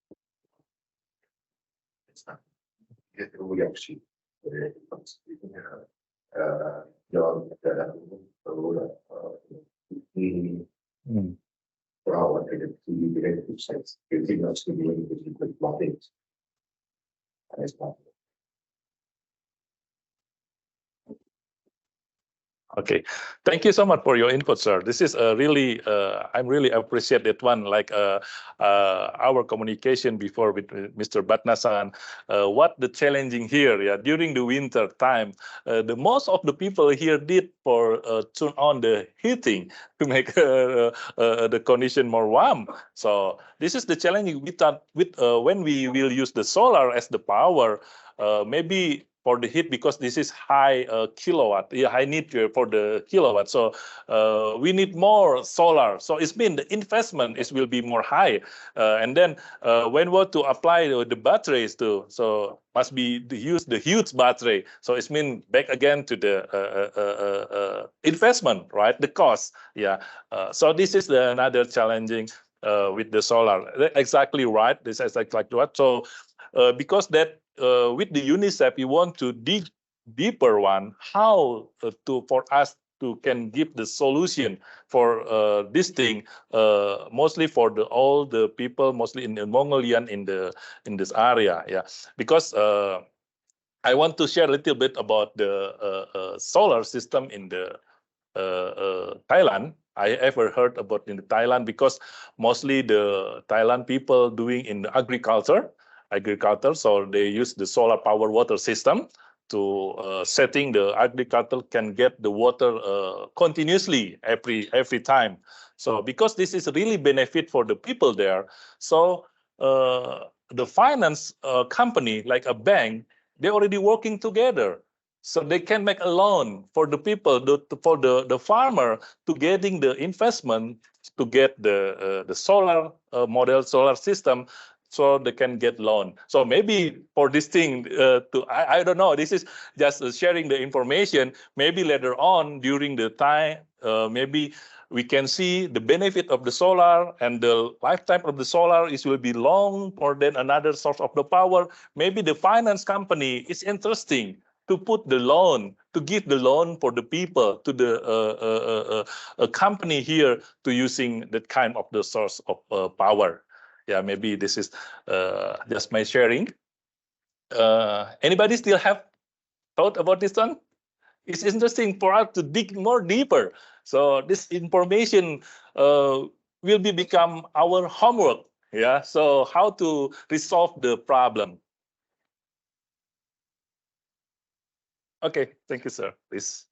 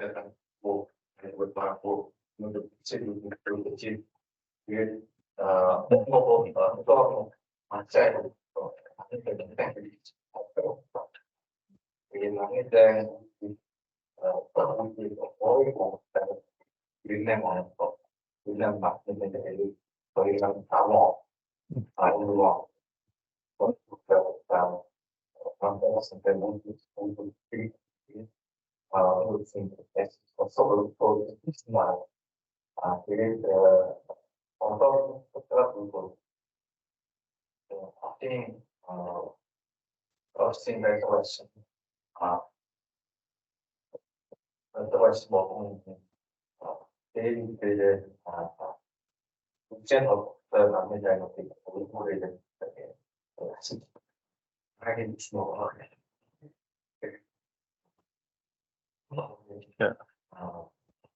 hybrid thing is for Mhm. very limited in the world. So whole world. I think that the principles from the people also different sorts of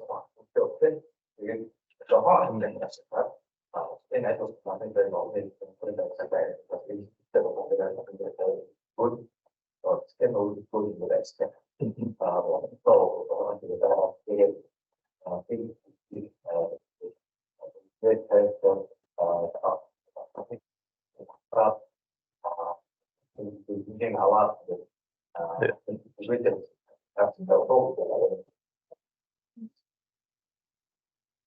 Okay.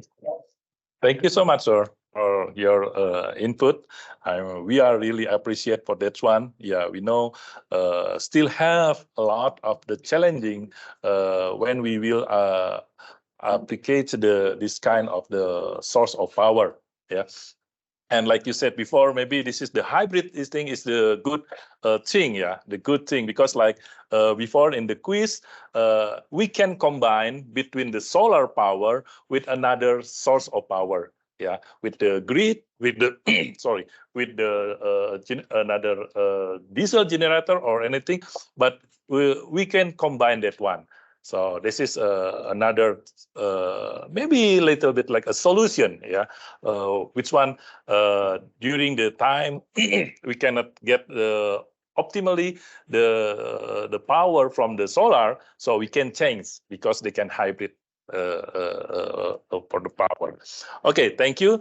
I'm so really appreciate what everything you already share about the challenging here. We can continue first to another slide.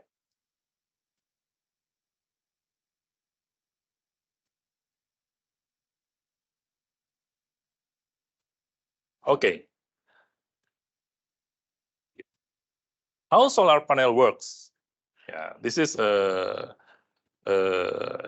important thing for us to know. Yeah, maybe it's easy because I'm not the engineering too, so I'm not will be talking deeper about this one. But Jordan, this is expert for this. Maybe later on they will talking more deeper about this one. But like as a common people, it's easy for us to understand how the solar can work. Yeah, we can see this picture. Solar panels convert energy, yeah, from the sun into usable energy. Yeah, you can see this sun and the type direction to hit the solar panel, and through the solar panel they will produce the energy and can using for many kind of the things. Yeah.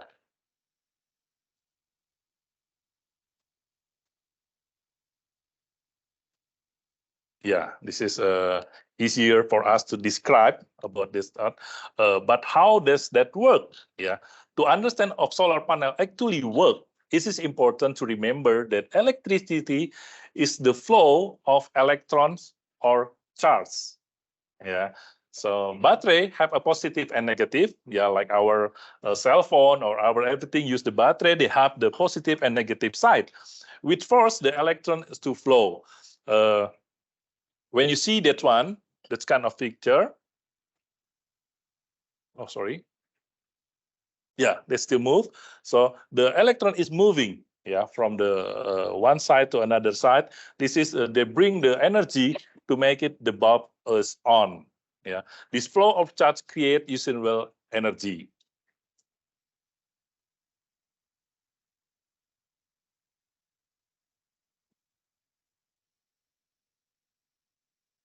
How solar panel works, this is the details. Yeah, we just know, not really deeper, just which one the common, which to know. Solar panel work the same. They have one positive and one negative side, like the batteries. Yeah, like the batteries usually we use. When sunlight hit the solar modules, the energy or proton force electron to flow from the positive side to the negative side. This one, the creating usable energy. Yeah. This is from the picture we can see. This is the sun hit the solar modules, and from the solar module they have something processed there, and that will bring the energy to usable energy like for the electricity. This is known as the photovoltaic effect, PV. Yeah, the photovoltaic effect. To know more deeper, a little bit, they have the video here, so we can see the video.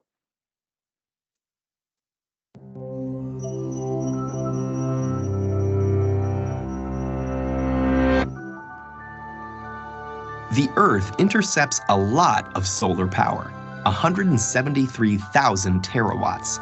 That's 10,000 times more power than the planet's population uses. So is it possible that one day the world could be completely reliant on solar energy? To answer that question, we first need to examine how solar panels convert solar energy to electrical energy. Solar panels are made up of smaller units called solar cells. The most common solar cells are made from silicon, a semiconductor that is the second most abundant element on Earth. In a solar cell, crystalline silicon is sandwiched between conductive layers. Each silicon atom is connected to its neighbors by 4 strong bonds, which keep the electrons in place, so no current can flow. Here's the key. A silicon solar cell uses 2 different layers of silicon. An N-type silicon has extra electrons, and P-type silicon has extra spaces for electrons, called holes. Where the 2 types of silicon meet, electrons can wander across the p-n junction, leaving a positive charge on one side and creating negative charge on the other. You can think of light as the flow of tiny particles called photons shooting out from the sun. When one of these photons strikes the silicon cell with enough energy, it can knock an electron from its bond, leaving a hole. The negatively charged electron and location of the positively charged hole are now free to move around. But because of the electric field at the p-n junction, they'll only go one way. The electron is drawn to the n side, while the hole is drawn to the p side. The mobile electrons are collected by thin metal fingers at the top of the cell. From there, they flow through an external circuit, doing electrical work like powering a light bulb, before returning through the conductive aluminum sheet on the back. Each silicon cell only puts out half a volt, but you can string them together in modules to get more power. 12 photovoltaic cells are enough to charge a cell phone, while it takes many modules to power an entire house. Electrons are the only moving parts in a solar cell, and they all go back where they came from. There's nothing to get worn out or used up, so solar cells can last for decades. So what's stopping us from being completely reliant on solar power? There are political factors at play, not to mention businesses that lobby to maintain the status quo. But for now, let's focus on the physical and logistical challenges. And the most obvious of those is that solar energy is unevenly distributed across the planet. Some areas are sunnier than others. It's also inconsistent. Less solar energy is available on cloudy days or at night. So a total reliance would require efficient ways to get electricity from sunny spots to cloudy ones, and effective storage of energy. The efficiency of the cell itself is a challenge too. If sunlight is reflected instead of absorbed, or if dislodged electrons fall back into a hole before going through the circuit, that photon's energy is lost. The most efficient solar cell yet still only converts 46% of the available sunlight to electricity, and most commercial systems are currently 15 to 20% efficient. In spite of these limitations, it actually would be possible to power the entire world with today's solar technology. We'd need the funding to build the infrastructure and a good deal of space. Estimates range from tens to hundreds of thousands of square miles, which seems like a lot, but the Sahara Desert alone is over 3 million square miles in area. Meanwhile, solar cells are getting better, cheaper, and are competing with electricity from the grid. And innovations like floating solar farms may change the landscape entirely. Thought experiments aside, There's the fact that over 1 billion people don't have access to a reliable electric grid, especially in developing countries, many of which are sunny. So in places like that, solar energy is already much cheaper and safer than available alternatives like kerosene. For, say, Finland or Seattle, though, effective solar energy may still be a little way off.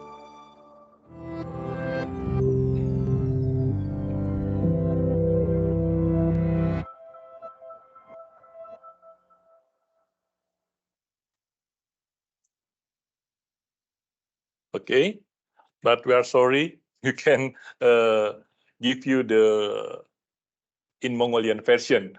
So still in English, the video. Yeah.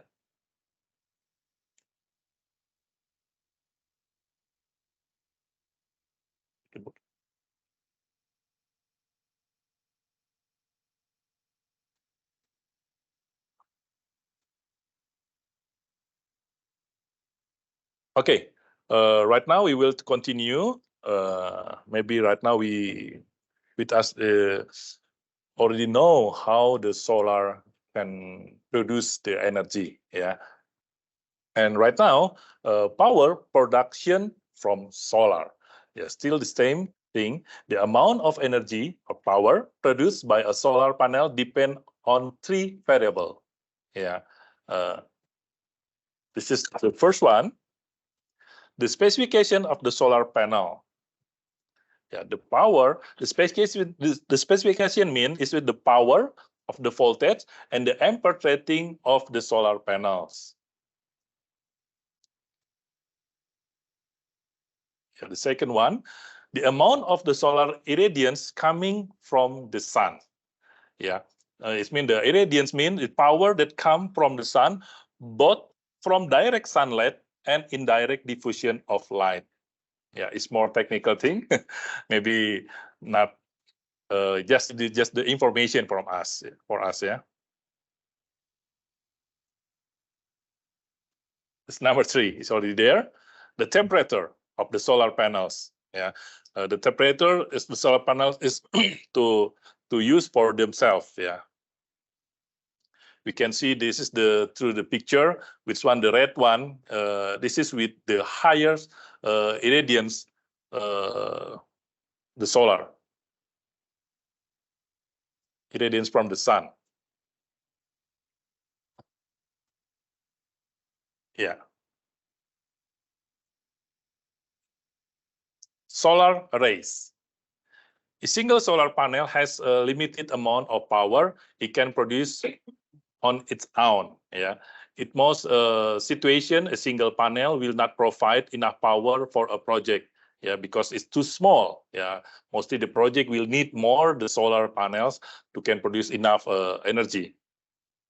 Multiple panels can be wired together to create a solar array. Yeah, to increase the overall power output. Yeah, so we can design how to connecting between one and each other of the solar panel to produce what kind of energy according our needs.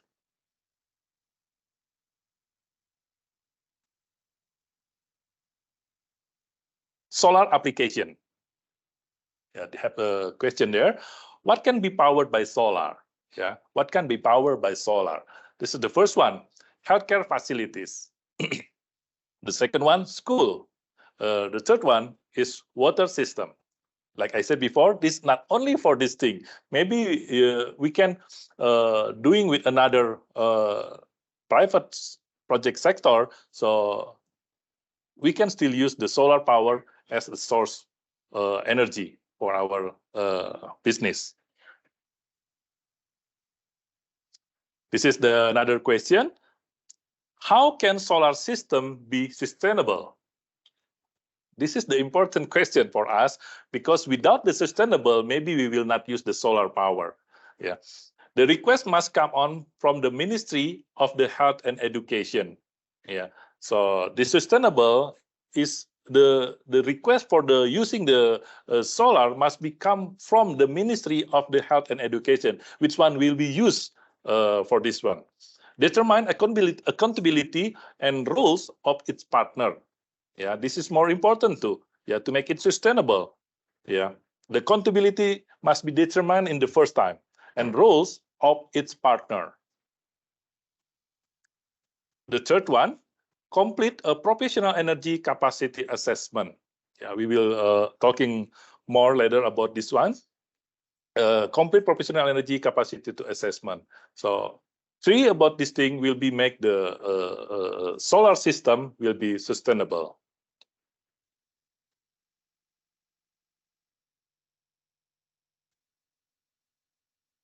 Yeah, right now, step of implementing solar project. Yeah, when we want to implementing the solar project, we have some of step. This one, the first one, assessment.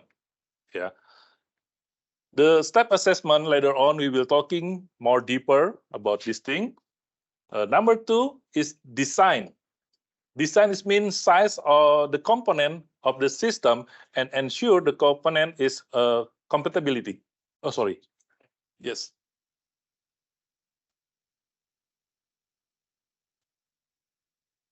Okay.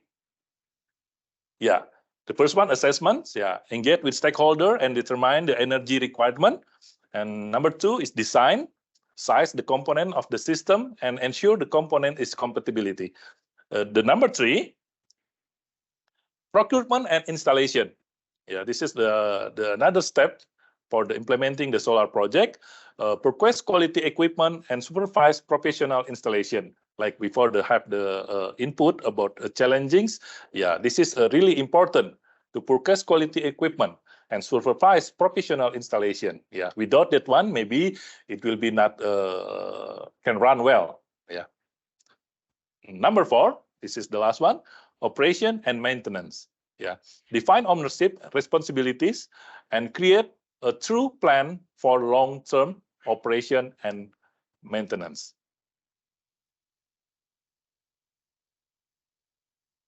Sorry, slide appear. Sorry, if it is this one. Okay, yeah, the operation and maintenance, the number four. Yeah, it's an assessment. So we will talking more deeper about the assessment. Engage with stakeholder. Yeah, the first one, during the assessment phase, we need to engage with the stakeholder. Yeah, this is very important to involve the stakeholders from the earliest stage of the project. Yeah, we cannot just involve them in the middle of the project, but we must sitting together in the first to talking more deeper about this project. Yeah, this is very important. Number two, determine the energy requirement. Yeah, so many projects fail due to lack of agreement, the needs. Yeah, because we not really clearly about this thing. So about requirement, responsibilities, yeah, or scope of the work. Like example for the water project, we see this especially from the lack of agreement of water demand. Yeah, but it applies to lack of agreement in other areas too. Yeah, not only for the water. So maybe like the educational or healthy, we still the same thing. Yeah, we must determine the energy requirement. Yeah, learning, agreeing on and clearly stating the project needs and goals with stakeholder is crucial. Yeah, to the success of any project. Okay.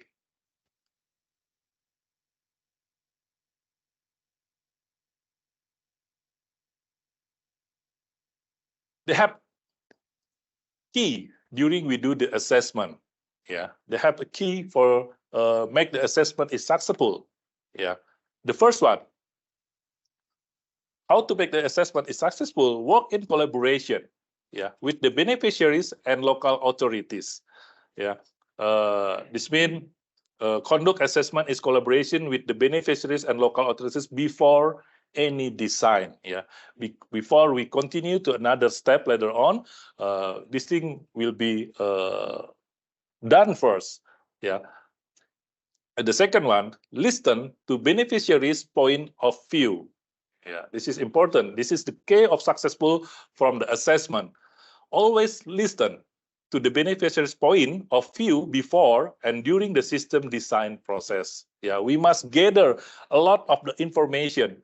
Yeah, we must hearing what they need according to the project later on. So without that one, maybe after we continue to the design, actually we miss some of needs from our partner or our organization or who will be using the solar as the power. Yeah.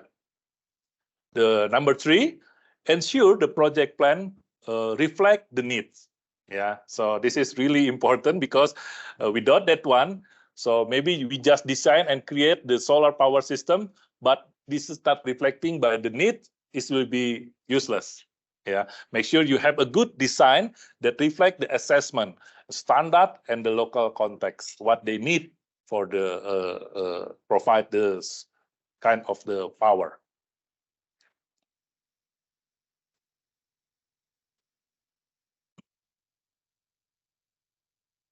Okay, assessment, data collection for solar project. Yeah, so we need the sum of information, like I said before. So we must digging deeper related the information from the community. Yeah, like the communities, all the project community, population. Yeah, the population of the community, electricity use as pattern, how they use the electricity there, community participation, existing power source, survey of key location, available existing infrastructure. Yeah. Institution, special consideration. Number 2, the data collection not only from the community related to the project, but we need the data too from the institution have special consideration. Additional population and needs, that's right. Existing infrastructure and equipment, purposes of electrical equipment.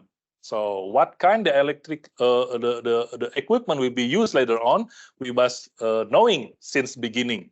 Yeah, like example, this is for heating during the winter, or maybe to use the pump, yeah, or anything else. Yeah, institutional project may have a variety of specific needs. Yeah, sufficient time should be given during assessment to understand the specific energy demand, use pattern, and expectation of any institution to be served.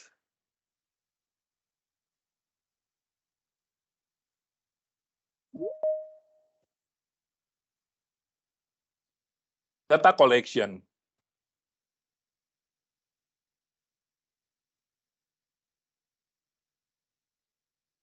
Use available tools and resources, existing protocols for collecting and reporting data. Yeah, so we must visiting on the site to get the exactly what the information needed from the community. Energy demand assessment tools, special equipment where required. Yeah, the UNICEF has energy demand assessment tools. Yeah, use special equipment where required when conducting assessment, such as a topographical survey equipment or multimeter, something that we need to during the assessment to know exactly what the condition in that location.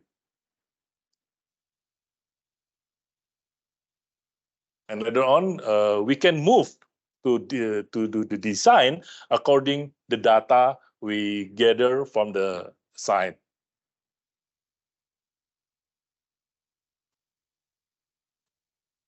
So right now we enter the design. Yeah, after we gather information, after we know the needs from the community, we turning on to the design. So we can make the design related and reflected what the need from the site or from the community.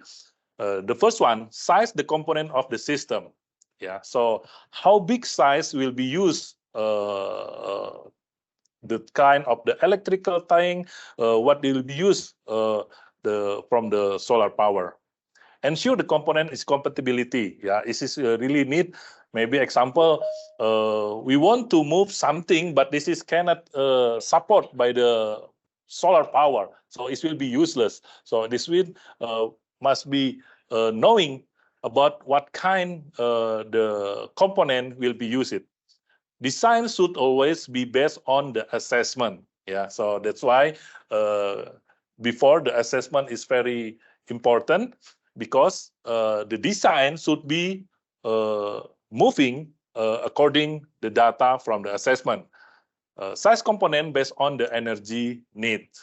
Yeah, maybe example in the right side, the picture we can see this is the solar power water system, because they have the pump there. So they have the solar panel, they have the enclosure to treatment of the water, and then maybe will be distributed to the community.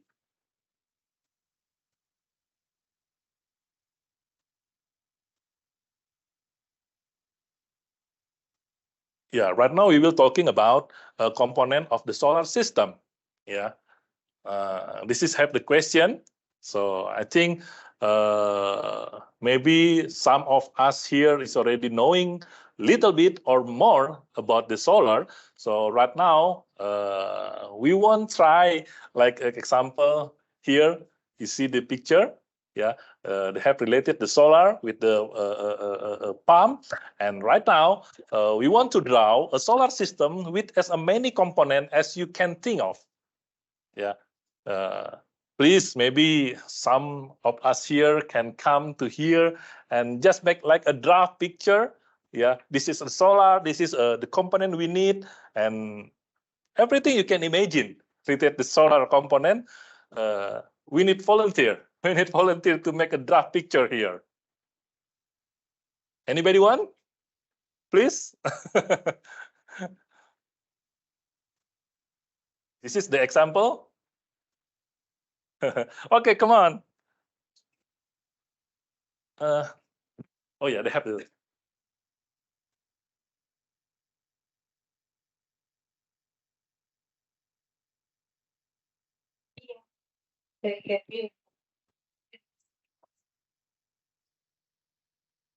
So prototype би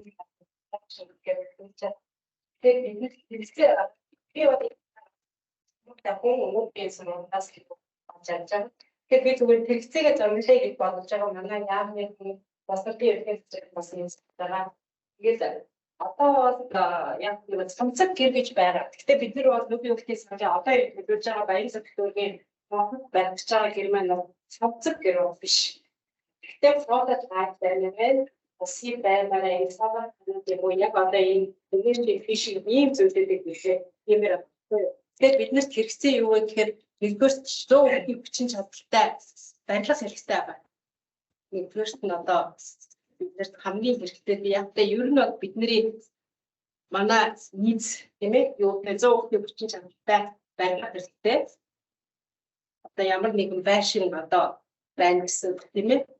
Одоо байшин байна. Гэхдээ энэ байшин бэ юу гэхээр хамгийн нэгдүгээр energy efficient буюу одоо бидний одоо байгаа зардлаасаа маш бага зардал орчуулдаг гэхдээ хоёрдугаарт нь юу гэхээр маш чанартай баймаар. Чанартай гэдэг маань зөвхөн цэцтэй тийм өөрөөр хэлэх юм бол энэ маань одоо хүүхдийн цэцэрлэгийн барилга чанар аюул хүүхдийн ясаар гадна уртудаа уцаар ашиглаж байна.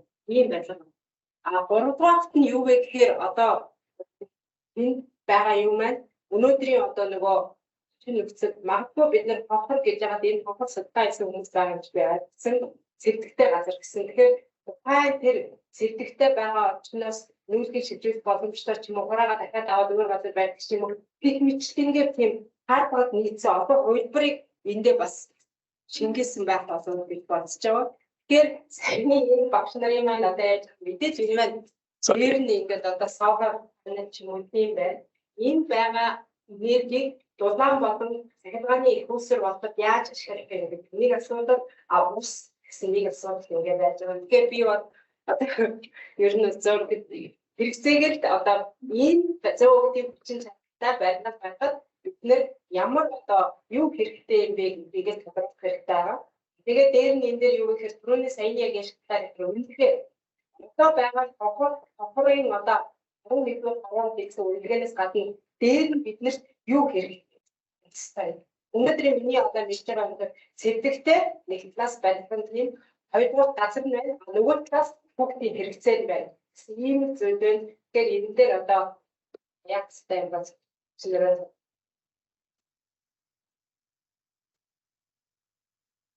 Thank you. Thank you so much.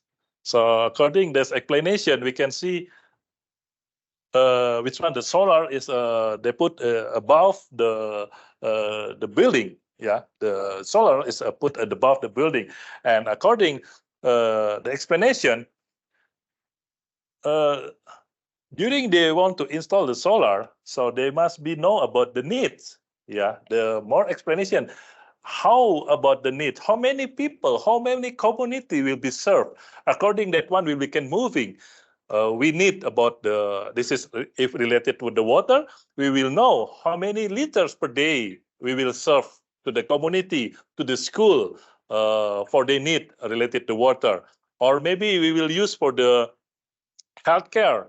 Maybe what the what kind of component will be using in the healthcare to using the source of power. It's mean solar power. Anybody want to ask the volunteer again to make a draft? What you can imagine to use the solar power system? Please. Come on. Thank you so much.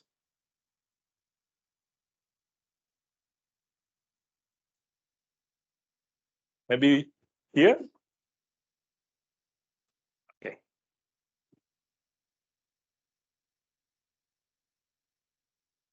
So the components. Yes, the component is what related to solar power.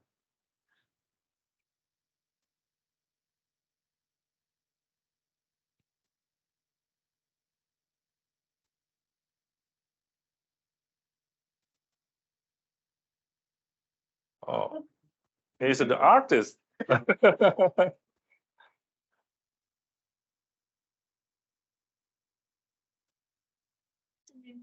Yeah.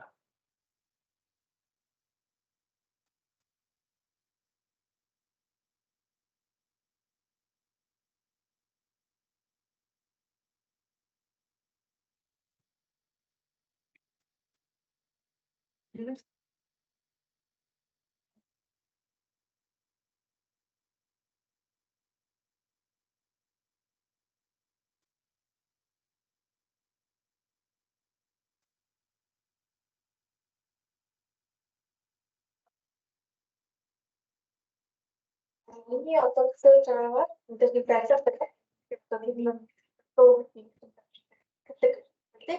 юм бол дээр чинь тавтай. За мэдээж панел байгаа юм чинь тэрийг эрчим хүчийг одоо ашиглахын тулд инвестор төхөөрөмж байх хэрэгтэй. Инвестор төхөөрөмж маань нарны панелийг бидний ашигладаг эсээс гэж хурдах хэрэгтэй. За мэдээж шууд орой гэдэг орой чимнаа байхгүй ашиглах нарны эрчим хүч ашиглах хэрэгтэй шаардлага үүснэ. Тийм бол тэрээ орж ирэн мэдээж панелын хүчин чадлаар хэв хэмжээний нарны панел гарч ирж байгаа. Тэгэхээр сэтгэлзэн батарейны хүчин чадал смартчтэй зэрэг багтаж зарчээ. Ерөнхийдөө бол миний ойлгож байгаагаар нарны панелаас инвестор олно. Тэр нь инвестор нь өөрөө цаашаа батарейнаас мэдээж ийшээ утас гарч ирэх юм бол энэ нь өөрөө эрчим хүчийг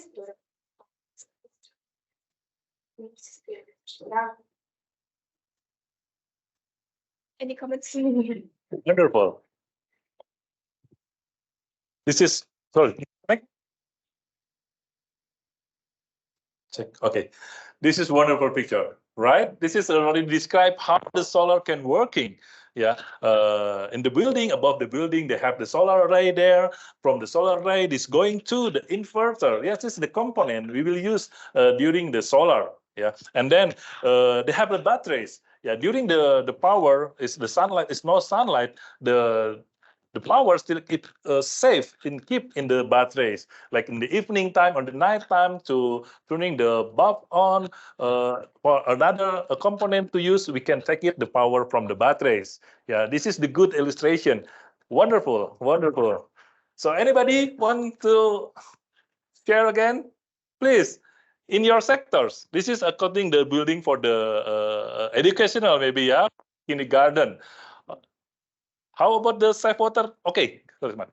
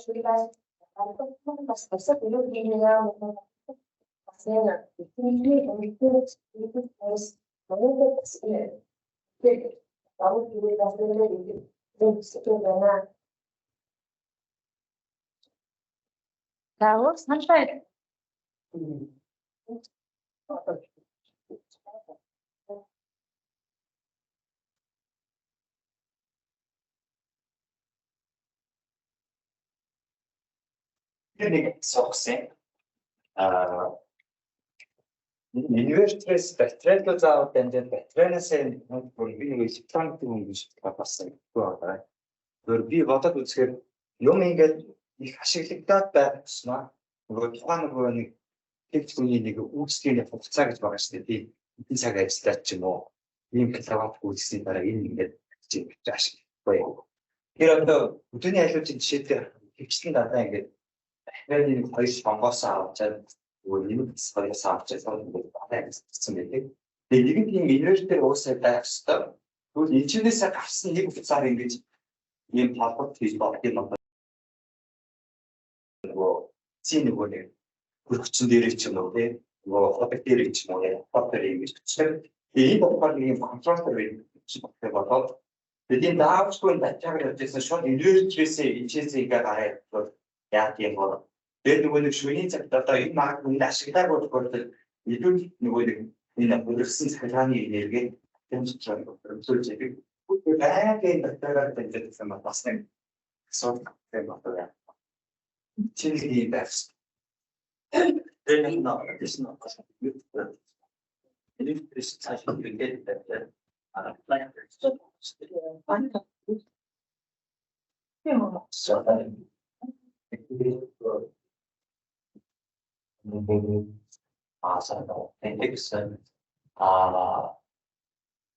инвертер инвертер болохоор нагаш яжгаа DC болооч нэмээд батарей авах гэвэл батарей инвертер цааш бүх тавар дээр очиж энэ зөв ч инвертер гэж батарей дээр ч батарей цааш хийх гэж байна. Тэр инвертер 스테이션. 그리고 저기가 이거 여기는 굉장히 이제 나빠졌을 때 이때 나올 수치도 있을 때 이런 아이들 시대 패브릭스 Yani İngilizce da çoğu siyamanın belgesi. Bir var bu. 여기는 이미 잘했다. 배터리 잘했다. 나왔잖아요. 이는 정말 배터리가 정말 이제 되게 좋거든. 배터리 이루이 잘했다. 네. 고백을 아주 이제 되는 잘했다. 우리가 어릴 때 우리 집에서 봤다. 이루이 거라지. Тэгээд тайлбар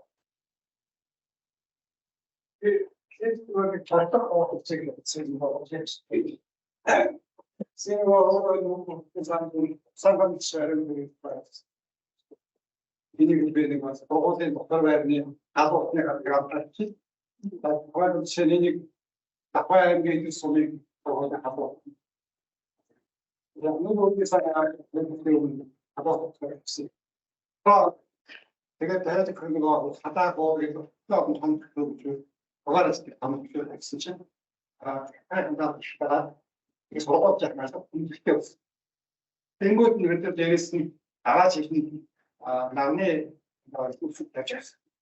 Тэгээд байж ахтаа нэг үстэй болсон. Тэгээд ингээд эдээс ингээд ийм байгаад байна.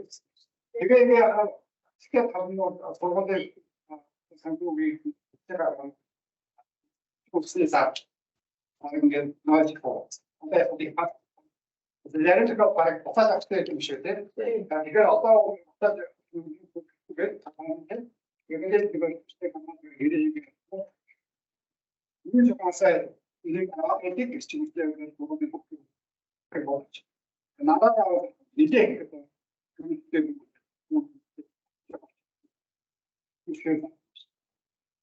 이게 뒤에는 밑에 걸어차 내리는 것도 이거 하고 이거 아까 제 그때 있잖아요. 갑자기 흔들고 있는 이거 같은 경우에 아직 고사하기 위해서 따로 그래서 방법도 뭔가 하고 나서 세팅해 이거 Okay, thank you. This is more interesting because it's so many thought about the component of the solar. Okay, this is more interesting because we already share our thought, yeah, related what the need, yeah. Later on we will talking more deeper about the solar. Maybe Jordan, you want to add something?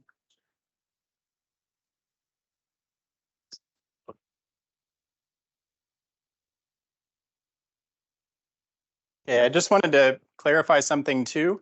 I want to explain a little bit about direct current and alternating current. Have you guys heard of the difference between direct current and alternating current? So solar panels produce energy in the form of direct current. So it has a constant voltage that comes from the solar panels. From there, it should be connected to batteries because batteries are also in the form of direct current. They have positive and negative, right? The inverter is what's necessary to convert direct current to alternating current. So the electric grid most of the time is given in the form of alternating current. And so most things like light bulbs, refrigerators are all using alternating current. So the way to connect these here that we should all keep in mind is the solar panels would directly connect to batteries that can store the energy, and then the batteries would then go to the inverter to convert DC to AC. Does that make sense? Okay. And I think we were also discussing a lot of the other intricacies of, do we have energy from the grid? Do we even need batteries? Sometimes maybe for like a water system, for example, or in the healthcare facility, if you have a refrigerator for keeping vaccines cold, they make specific products that can be directly driven by solar. They're called solar direct drive products. So powered directly from solar, or a vaccine refrigerator could be directly powered, in case you might not need a battery. So that's why the assessment phase is critical. It's very important to do the proper assessment to determine the needs so that you design the system correctly based on those needs. Does that make sense? Does anyone have questions on that? Okay. Tosa, do you want to continue or? Okay. I'll give it back to Tosa. That microphone. Okay. Thank you, Jordan. So we already talking about a component of solar system, more component. So we'll continue the slide.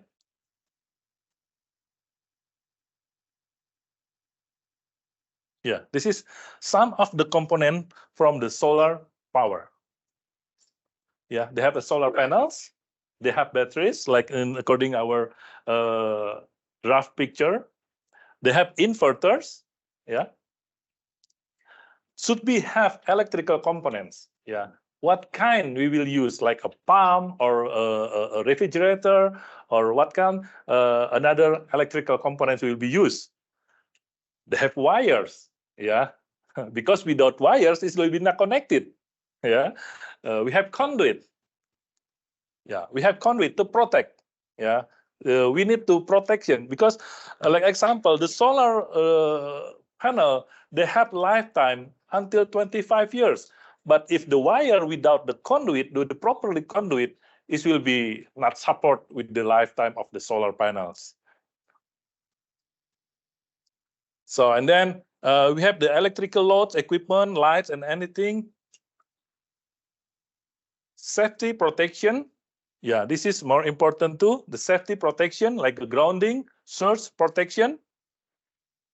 And then the last one, mounting equipment for the solar panels. Yeah, we know, like example, in Mongolia, the wind is always blowing. Yeah, maybe sometimes it's very fast. So we must have the strong enough for the mounting of the solar.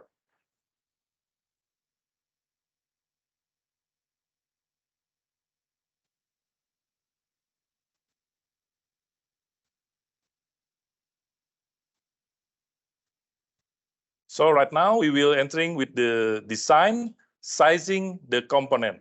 Yeah, because this is a more technical thing. Jordan, you will share about this thing.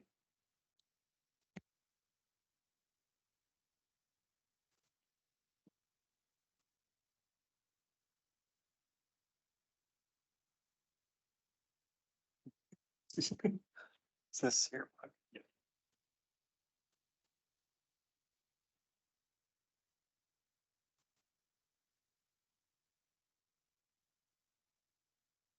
Okay, great. So we're going to talk about sizing system components. And all system components need to be sized and selected according to the specific project needs. That's what we were just discussing.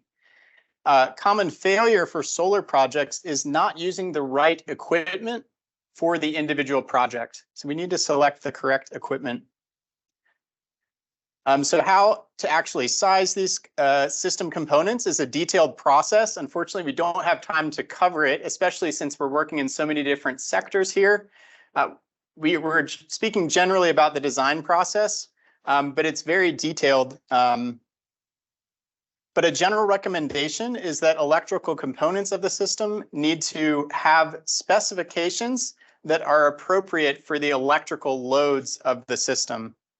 So for example, if a specific electrical component has limitations in the voltage, for example, if the voltage range is 30 volts to 300 volts, that means the system needs to be sized according to those specifications so that we don't go above or below the maximum and minimum requirements of that electrical component.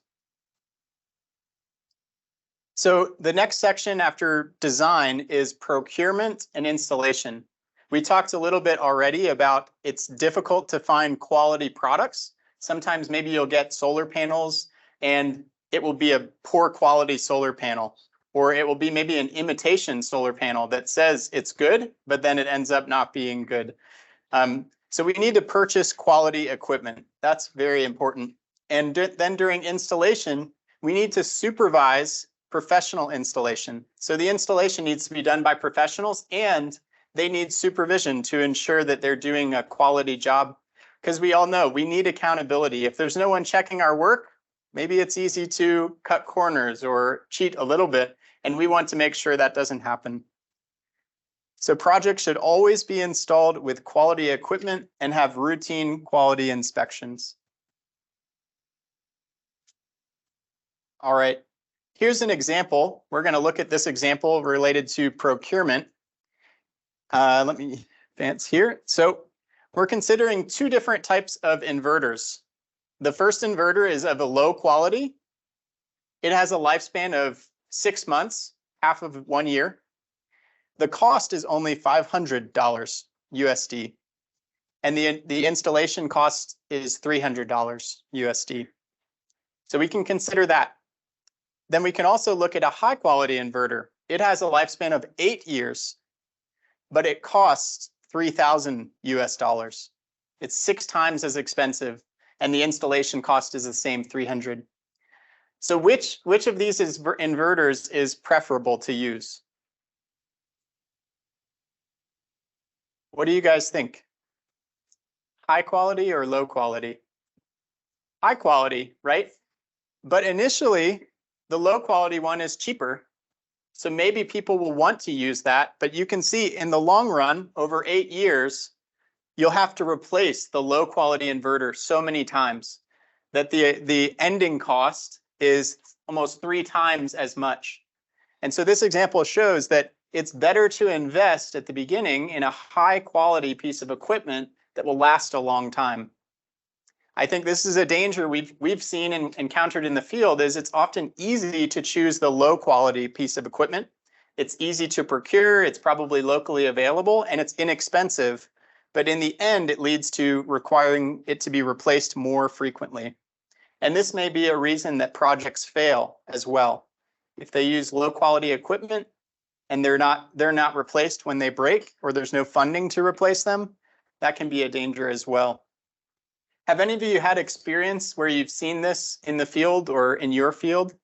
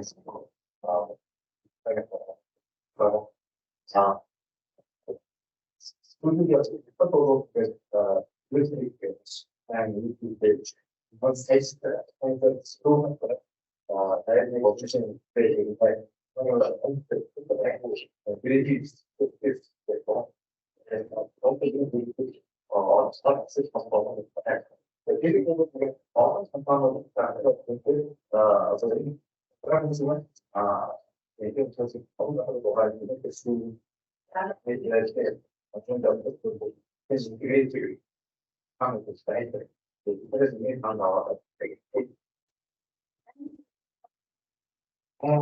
so we go out of the really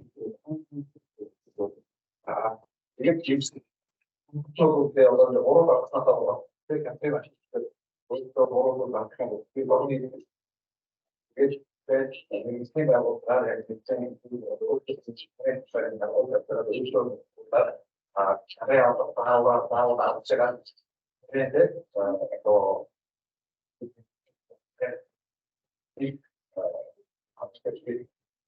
we're going to go into different step. So, other than that, we are some critical.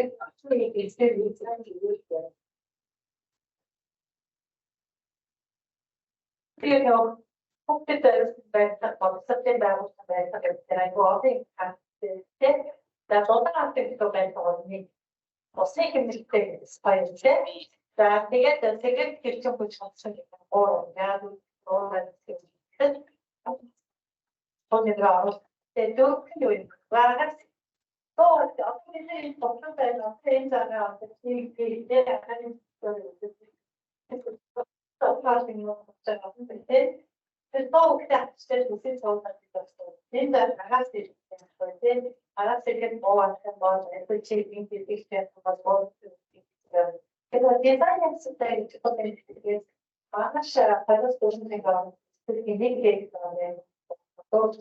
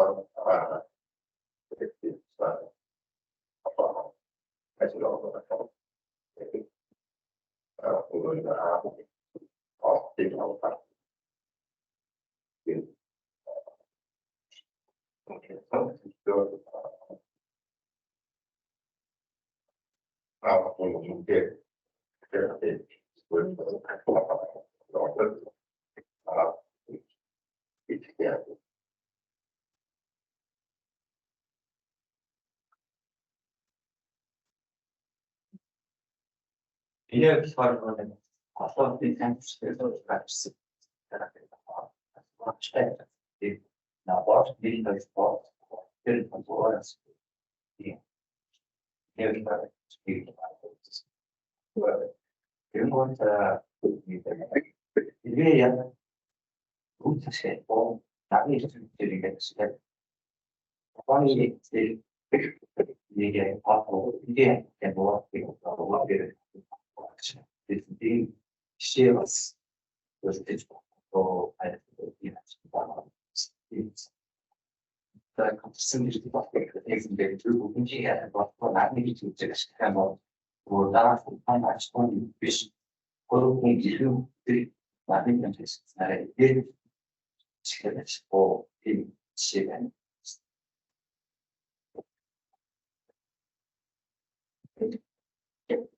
A great question and great discussion. I think just to respond directly to that, Water Mission has investigated this for water systems, which is our area of expertise. And I think there's still some need for exploration for that further regarding carbon credits. I don't have as much familiarity with other systems. I would think especially large scale systems, and even in Mongolia in particular, due to the high use of coal, burning coal directly, there may be extra benefits to having large scale solar systems to provide carbon credits. But that might be a question we could investigate further with you. Yep.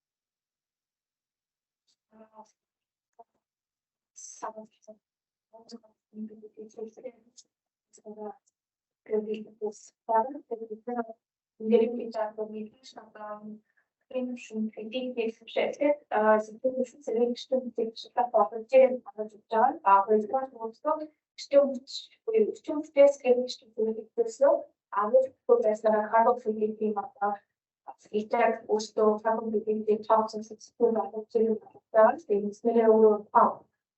But since it's just the energy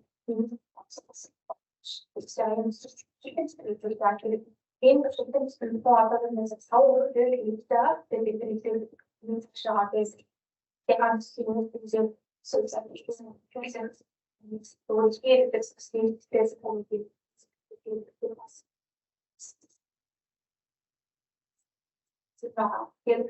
Sebagai non sa sistema application demo in the get para in the office that still needs what's the biggest semester awards in students and data and go with the grant was in case seeing 6 months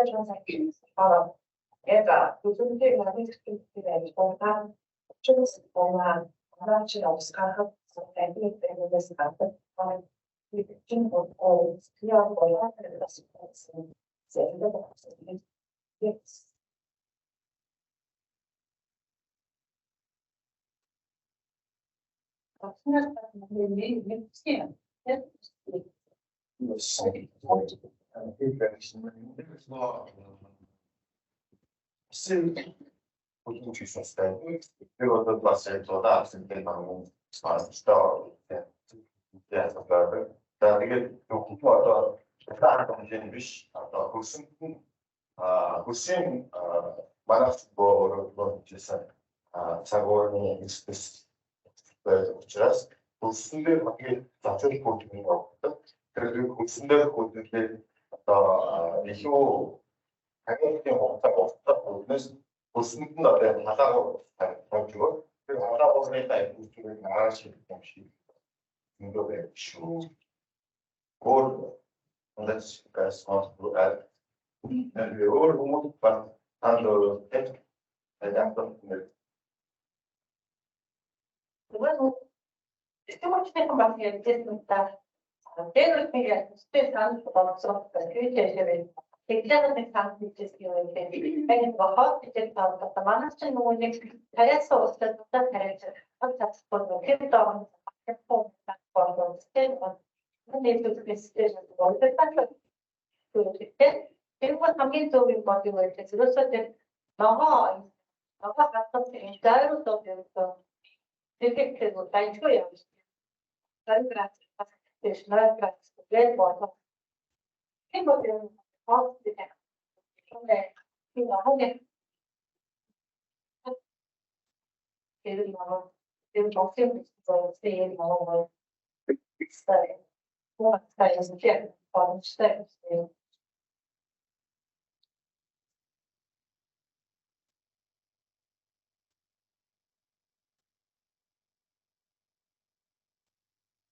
Okay, I think I'll continue on. These are great discussions. I'm actually very encouraged to hear about all the ideas you have.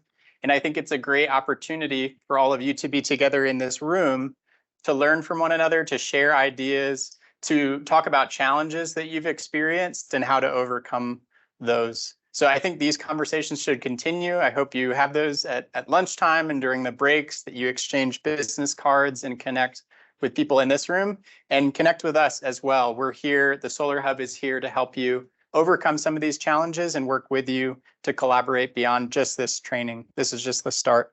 So jumping back in, we already talked about ways to ensure quality. One is looking at brand reputation. I think this was mentioned. So ensuring that a good brand is used. We also want to verify genuine equipment. So we talked about how sometimes there is fake equipment that's used. So fake equipment might not give you the quality that's needed. So you want to check product labeling, check past experiences, and use trusted distributors, and verify that with project performance. So we have a video that we'll show next that talks about how to verify the quality of solar panels. So let's play this now.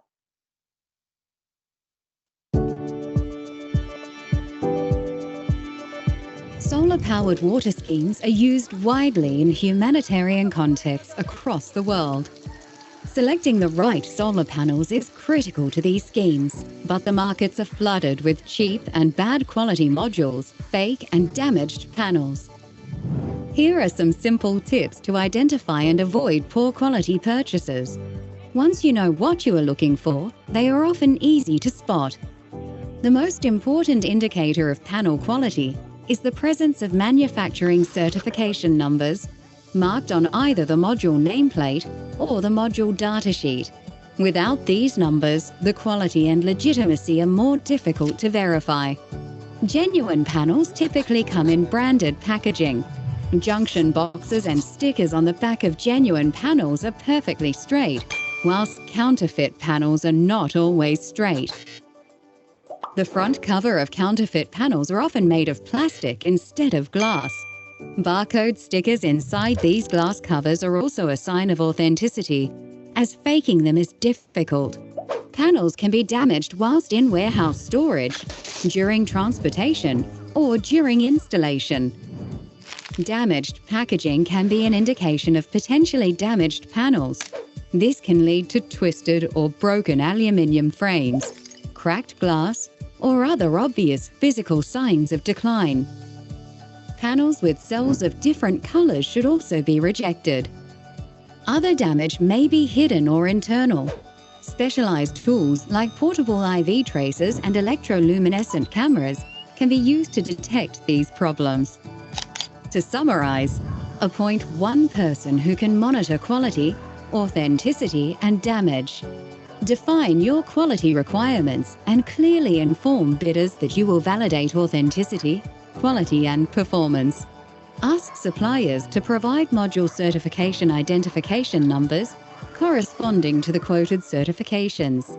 Contact manufacturers to ensure barcodes do correspond to their modules. Don't pay in full until the quality is verified. By taking these simple steps to ensure you are selecting good quality components, each solar-powered water scheme will run more efficiently and provide longer-term access to fresh, clean water for the communities we serve. Yeah, I don't know if that was translated, so maybe I'll just kind of summarize some items here. One thing you want to do is check that there's proper certification numbers on the back of solar panels.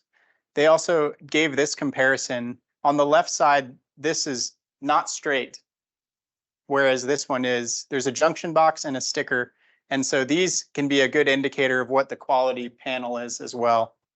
There's also these barcodes that can appear on the inside framing, and seeing that barcode is a sign of a quality solar panel.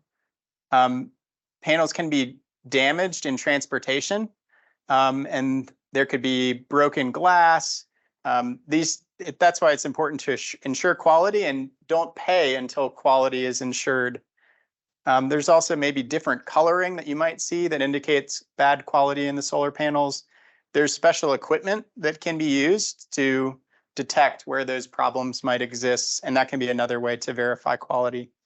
And so this talked about appointing a designated person who can verify quality for you, defining your quality requirements and clearly informing bidders that you will validate the authenticity, quality, and performance of solar panels. So I found that video very helpful. It can be applied to a variety of contexts, and I think is an important step towards ensuring good quality solar installations in Mongolia. All right, so we mentioned this already, but using a trusted distributor is essential. It's the easiest way to ensure quality. You could ask other organizations to find trusted quality distributors locally, and you could check the product website for their distributors. So for the water sector, companies like Grundfos and Lorentz actually recommend trusted distributors locally all around the world. So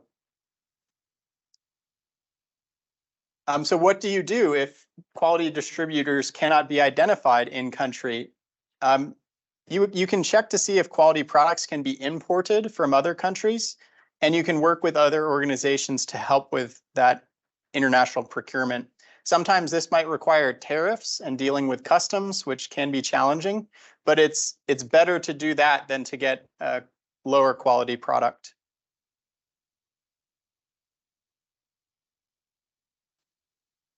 There's also organizations that do procure services as well as design and installation assistance. So it can be good to seek out these organizations who can do this for you for projects you're implementing. And so these trusted distributors as well might provide design and installation services as well. But there can be conflicts of interest that exist if the same company is the distributor, designer, and installer. They may cut corners or not do a quality job. So that's why accountability and visibility is very important for these projects. All right, now we're going to talk about installation and safety. So safety is essential in maintaining, project management organization is responsible for providing, maintaining, and enforcing safety standards. So some examples might include electrical safety and falling hazards, especially if you're working at heights, mounting solar panels on top of buildings. That's important as well. Are there any other examples you can think of safety that's important for solar projects beyond these two?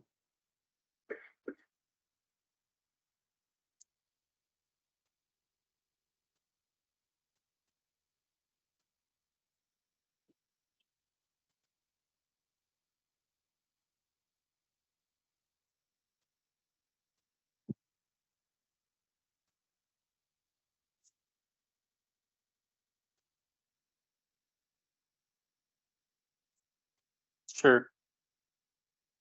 Yeah, that's definitely important, looking at ensuring that there's not water intrusion into certain components, especially electrical components. So that's why it's important to use proper quality materials that won't lead to leaks or water entering different electrical system components. That's a great suggestion. Awesome. Let's continue on here. One other thing that's important during installation is having supervision. So we recommend that all installation and construction activities be supervised to ensure quality workmanship. So quality, you want to ask the question, is the equipment installed according to the system design and manufacturer specifications? And then with supervision, you want to ask, has the project or design owner verified the quality of the project? So in all of our projects with Water Mission, we have people who are ensuring this through construction inspections while construction is taking place for our projects. So that's very important.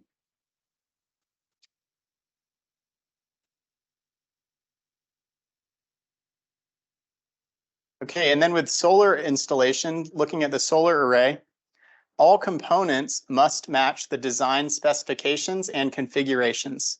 That includes the solar panels, the solar array, and the solar wiring. The solar panels must be free of shading and easy to clean. I was just talking earlier with someone about how it can be difficult to clean solar panels if they're on the roof. So that's important to consider in your design, is how can you make these easy to clean? Additionally, the solar rack must be strong enough to support the solar panels. As well, Tosa mentioned earlier, high winds. You need to be able to design the rack support system so it's not destroyed or damaged due to wind. Okay, and now we're going to talk a little bit about operations and maintenance here. This is the fourth step to implementing a solar project, but we're actually going to go into more detail tomorrow about operations and maintenance. That's a very important concern and challenge with solar projects, and through some of our conversations with Bhatnasan and others here in UNICEF before this workshop, we learned that operations and maintenance is a key concern and challenge in Mongolia in particular. So two of the key components for operations and maintenance is to define system ownership and responsibilities. We mentioned that in the quiz as well. We need to do that at the beginning of the project and make sure there's clear signed contracts so that we can ensure there's clarity with system ownership and the responsibilities. The second important step with operations and maintenance is to create a thorough plan for long-term operations and maintenance. This plan is to be clearly established from the beginning and then clearly followed. Without a plan, you might not get good operations and maintenance. And so that's why it's important to have a clear O&M plan. And it's essential for the success of any project. So the keys to success for O&M are to define ownership, to make a schedule, and create a handbook. Tomorrow, we'll actually go through an example of a handbook we created for solar-powered water systems that Water Mission uses. So for defining ownership, we need to ask the question, who will be responsible for the system long-term, and what training do they need to be successful? If you remember from the quiz as well, who is responsible if a system breaks? It's the person who agrees to manage the system. Second, with making a schedule, we need to clearly define a schedule for maintenance needs and replacements based on the equipment. So different components of the system have different lifespans. Solar panels last up to 25 years, whereas some electrical components may last only 5 years.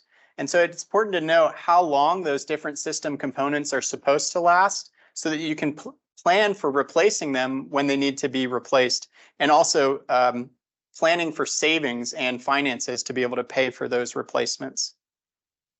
And the last important step is delivering a handbook for the project with a system overview, key safety components, operations training, and maintenance needs. So that handbook will be really useful.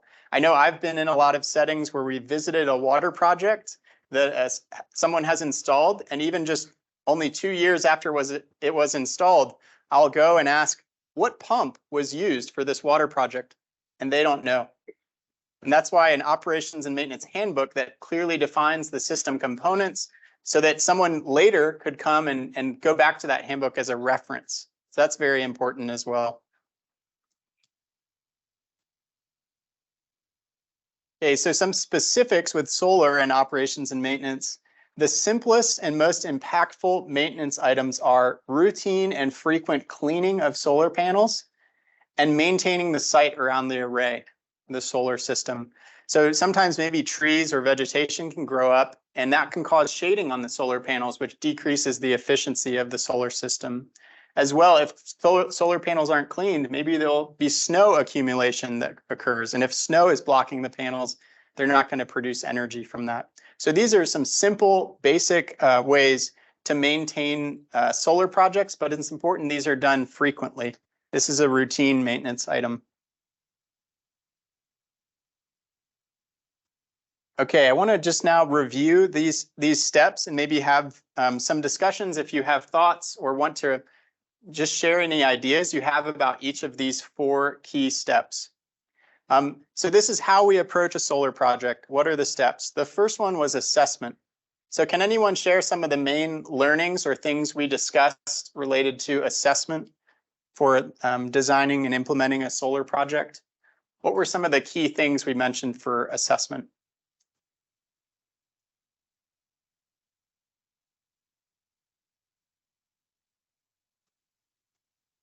And maybe Alta, you could lead us in having some discussions.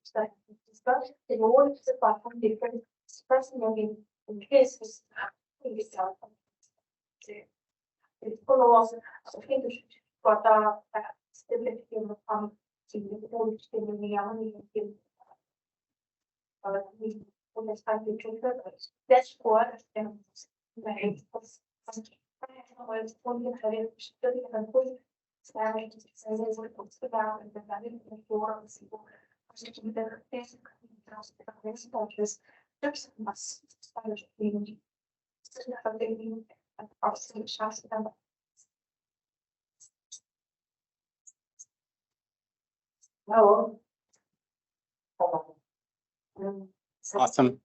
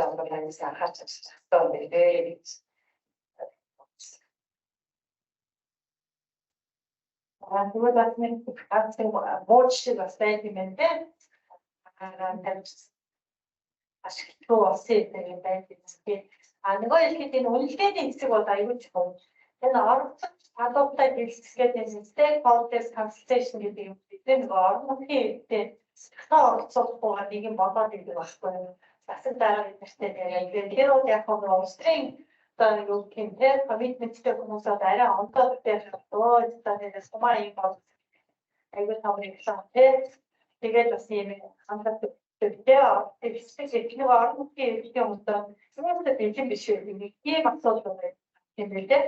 За тийм учраас консалтинг маягийн үнэхээр эффектив бол нэг ихтэй хүчний хэрэглээд тодорхойлсон ерөөсөө дуус. Энэ дотроос бол техник эдийн засгийн үнэхээр сайн үндэслэл байх ёстой. Тэс юу гэхээр техникийн тасаад ийм гэдэг геологийн судалгаач хийлээ тий. За ийм одоо зузаантай ийм байдаг байсан гэх юм. Наадны эрчим хүчний нөөцөөр тооцлоо. За тэгээд демандтэй жишээ дулааны одоо эрчим хүчний хэрэглээгээр тооцлоо. За үүний дараа энэ одоо чи өөрөө цаашаа бизнес модель гэдэг юм шүү дээ. Бизнесийн дагавч юу вэ? Бид нэг юм барьцтай дараа нь юм бэ? Орон нутгийн өмчит компани өгөхөд энэ хоёрын эцэг менежментийн авчаар авч явах юм уу? Энийг л тодорхойлдог. Энийг тодорхойлсон цаана одоо power purchase agreement буюу нэг орон нутгийн эрчим хүчний засвар үйлдвэртэй их гэрээ асуудал. Энд тариф асуудал тавьдаг тийм. Энэ бүхний аялцаа яг энэ үнэлгээний үзэл хийх ёстой. Нөгөө талын research project-ууд байна. Үдээгүй спец гартыг одоо хэвлээ байгуулсан санхүүтэй төсөөлийн хувьд social gender environment тэгээ одоо энэ одоо shared child гэдэг юм бол тийм үү? Нийгэм гендрийн болон байгаль орчны нөлөөний үнэхээр бол дайрчгүй гэж тэгээд танаа гаргадаг. Тэгээ энийг нөгөө дараагийн эсвэлтийн явдад энэ нөгөө орж ирсэн тендер яасан хацаа хэрэгжүүлж явдаг юм байдаг. За тендерт яасан ядаад энэ угсарлыг хийж байгаа компаниуд энэ засвар үйлчилгээ нөгөө тэмдэгчтэй хугацаатай одоо бизнес хэрэгжүүлэх танах тэгээд одоо бас магадгүй эвдэрчсэн юм аа сайдын бүх үйлчлэгийг хийж явах юм өөрчлөлтийг орж ирдэг. Яг нь сэргээх хэрэгцээ хүч бол яг тоглоом биш байхгүй тийм. Бас нэг капитал фонд болох юм чинь сэргээд энэ байдлыг биш одоо ямар нэгэн одоо return on investment бүрэг байгуулалтын үр ашиг гэсэн байхгүй тийм. Гэж баг хийж байгаа зүгээр одоо явцын донд бид сэргээхээр авчээд байгаль орчиндөө ээлтэй, нийгэмдээ ээлтэй, эрчим хүчний одоо энэ салбар шинэ ажлын байр бий болж чинь тэгээд бас дэлхийдээ явахгүй нийлүүлж авчиж хүүхдэд ирүүл аяг болж ийм коопер хийж чадахгүй.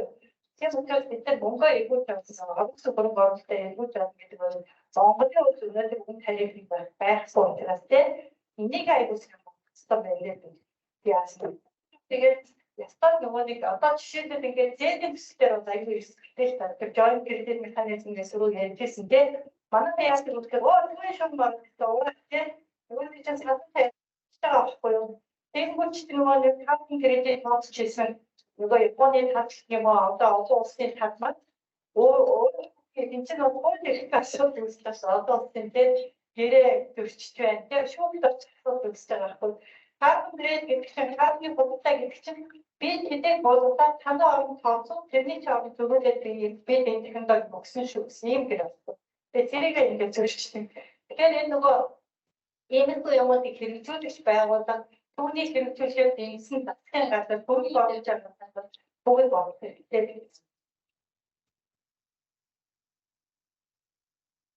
Thank you, everyone, and thank you, Alta. Are there any other thoughts on the different components here listed? We talked a lot about assessment, but any learnings or lessons learned about design, procurement and installation, or operations and maintenance? Maybe learnings from the presentation today or learnings from your own experience?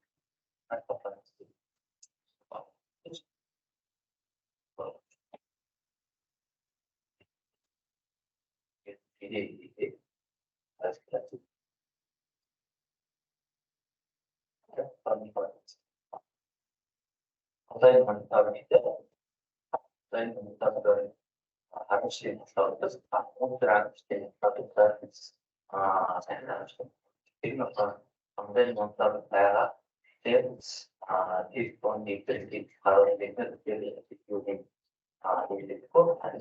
this was such a positive to the understand 뭔가 통일이가 요런 용대시 아예 샤 나와서 있으면 용 스타트 시스템으로 패치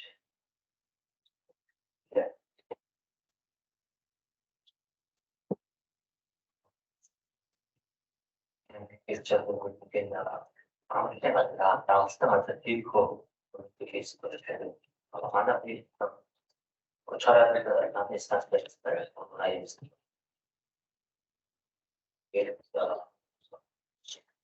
나중에 할수 있겠죠. 나중에 어떻게 구술 어떤 연대는 어떤 그런 또 해야 어떻게 그런 짓을 어떤 사람들아 굉장히 마다에서 기나라를 제가 대륙들이 나니 그들의 시간에 이때 약간 보시는 게 그런 짓들 어떻게 general policy terus itu general terus masih tahu cimete pinci sehingga kita ada di tentang dia cerita untuk saya nah jadi di sini rapor terkait itu pada akhirnya itu kami orang pergi cuci walaupun sudah masih ada yang fotonya aku sedikit aku pernah ujian sebenarnya awal juga yang suatu yang sendiri itu contoh itu dah ada tuh itu kita pilih ini penting tahu kita stay ini instrumen ini harus had something you have to say that you have decided to go to figure anything other stuff. Figure for the fear hatch. Okay. Good.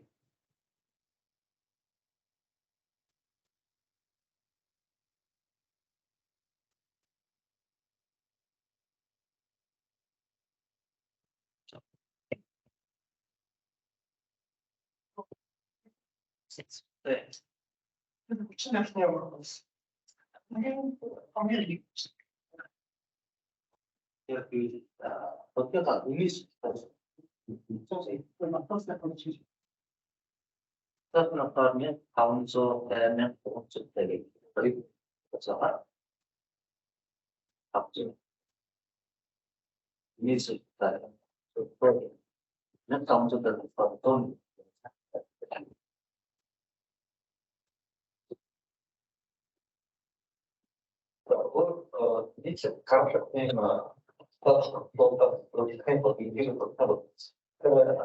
아까 또 이게 제가 같은 거 내가 정말 무서운 것 많이 것 같다는데 근데 이제 비슷한 그리고 여기 온디 있어 근데 바로 또 아이 보호에 갔다 많이 되니까 보호를 벗어 왔거든 그러니까 아까 또 이게 아니 나에다가 보통 디자인을 했어요. 근데 아마 그때 뭐 막 생각한다고 하고 꼭 사이트라고 그래. 어떤 일이 원래 보통 이게 집어서 어떻게 걸어요? 안 되는 데서는 지도로 되는 거 같고 있다고. 그리고 그때 가능하면 이게 그냥 입장이 deve quando una serie di hanno passato in sistema per un utilizzo quello ai quelli che sono proprio comunque controllano e tutto fuoco un po' per vedere appunto il pensiero proprio dice invece 오늘 무슨 뭐 어떤 때 가사로 뭐 사는 건데 그래서 우리 아버지 나랑만 어 선배님과 많이 그랬더니 그 도구를 벌고 사 고도 갖고 사람들이 되고 서로 또 하고 그랬더니 또 offline 많이 때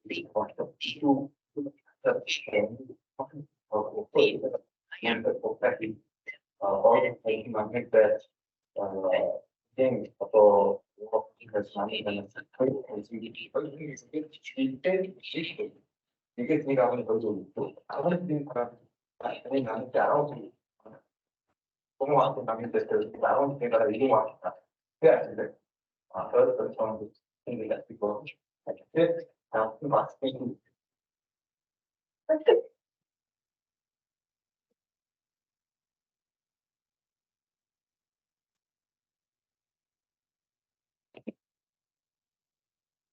Okay, I want to bring us sort of to a close here. And I want to just thank you all for your wonderful attention and participation. I think, especially towards the end here, we were having some very engaging discussions and hearing from one another and learning from one another, which I think is really great. I want to kind of review some of the things we discussed today and help us look forward to tomorrow. So we learned today about the advantages of solar, why it's beneficial, why we should use solar. We also learned a little bit about how solar panels work, some of the basics of how they generate power from the sun. And then lastly, we've talked about these steps for implementing a solar project. We talk about assessment, how to design the system properly, procurement and installation, and then operations and maintenance. And then tomorrow, we're going to go into further detail about operations and maintenance. We'll also talk about financial planning and different business models that might be viable for solar projects.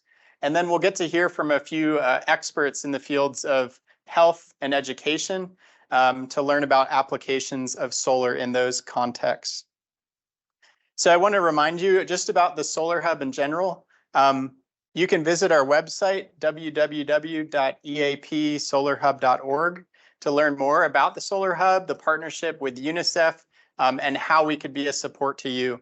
And you can also feel free to contact us by email at any time if you have technical requests or support that you need for a solar project you're doing, or even if you just have general questions.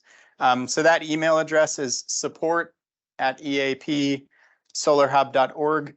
You could also reach us by the website by clicking on the request support button, or on the contact us page. So again, I want to thank you for your wonderful participation and engagement this morning. And I think maybe someone from UNICEF might have announcements about what's next, but thank you so much.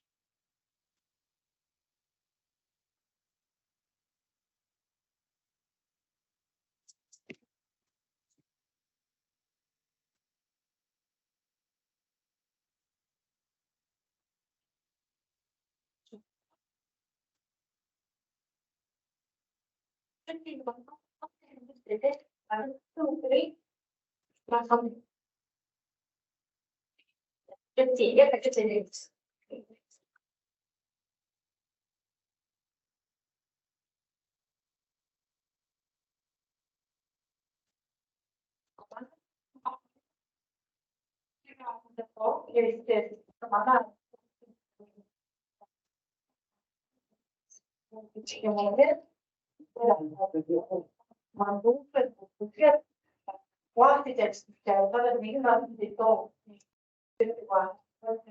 Die werd sterk, dat je wordt tijdens de jaren. Iedereen naar geven. Kijk, dit is gewoon, dat heb ik maar verteld, iedereen. Ja.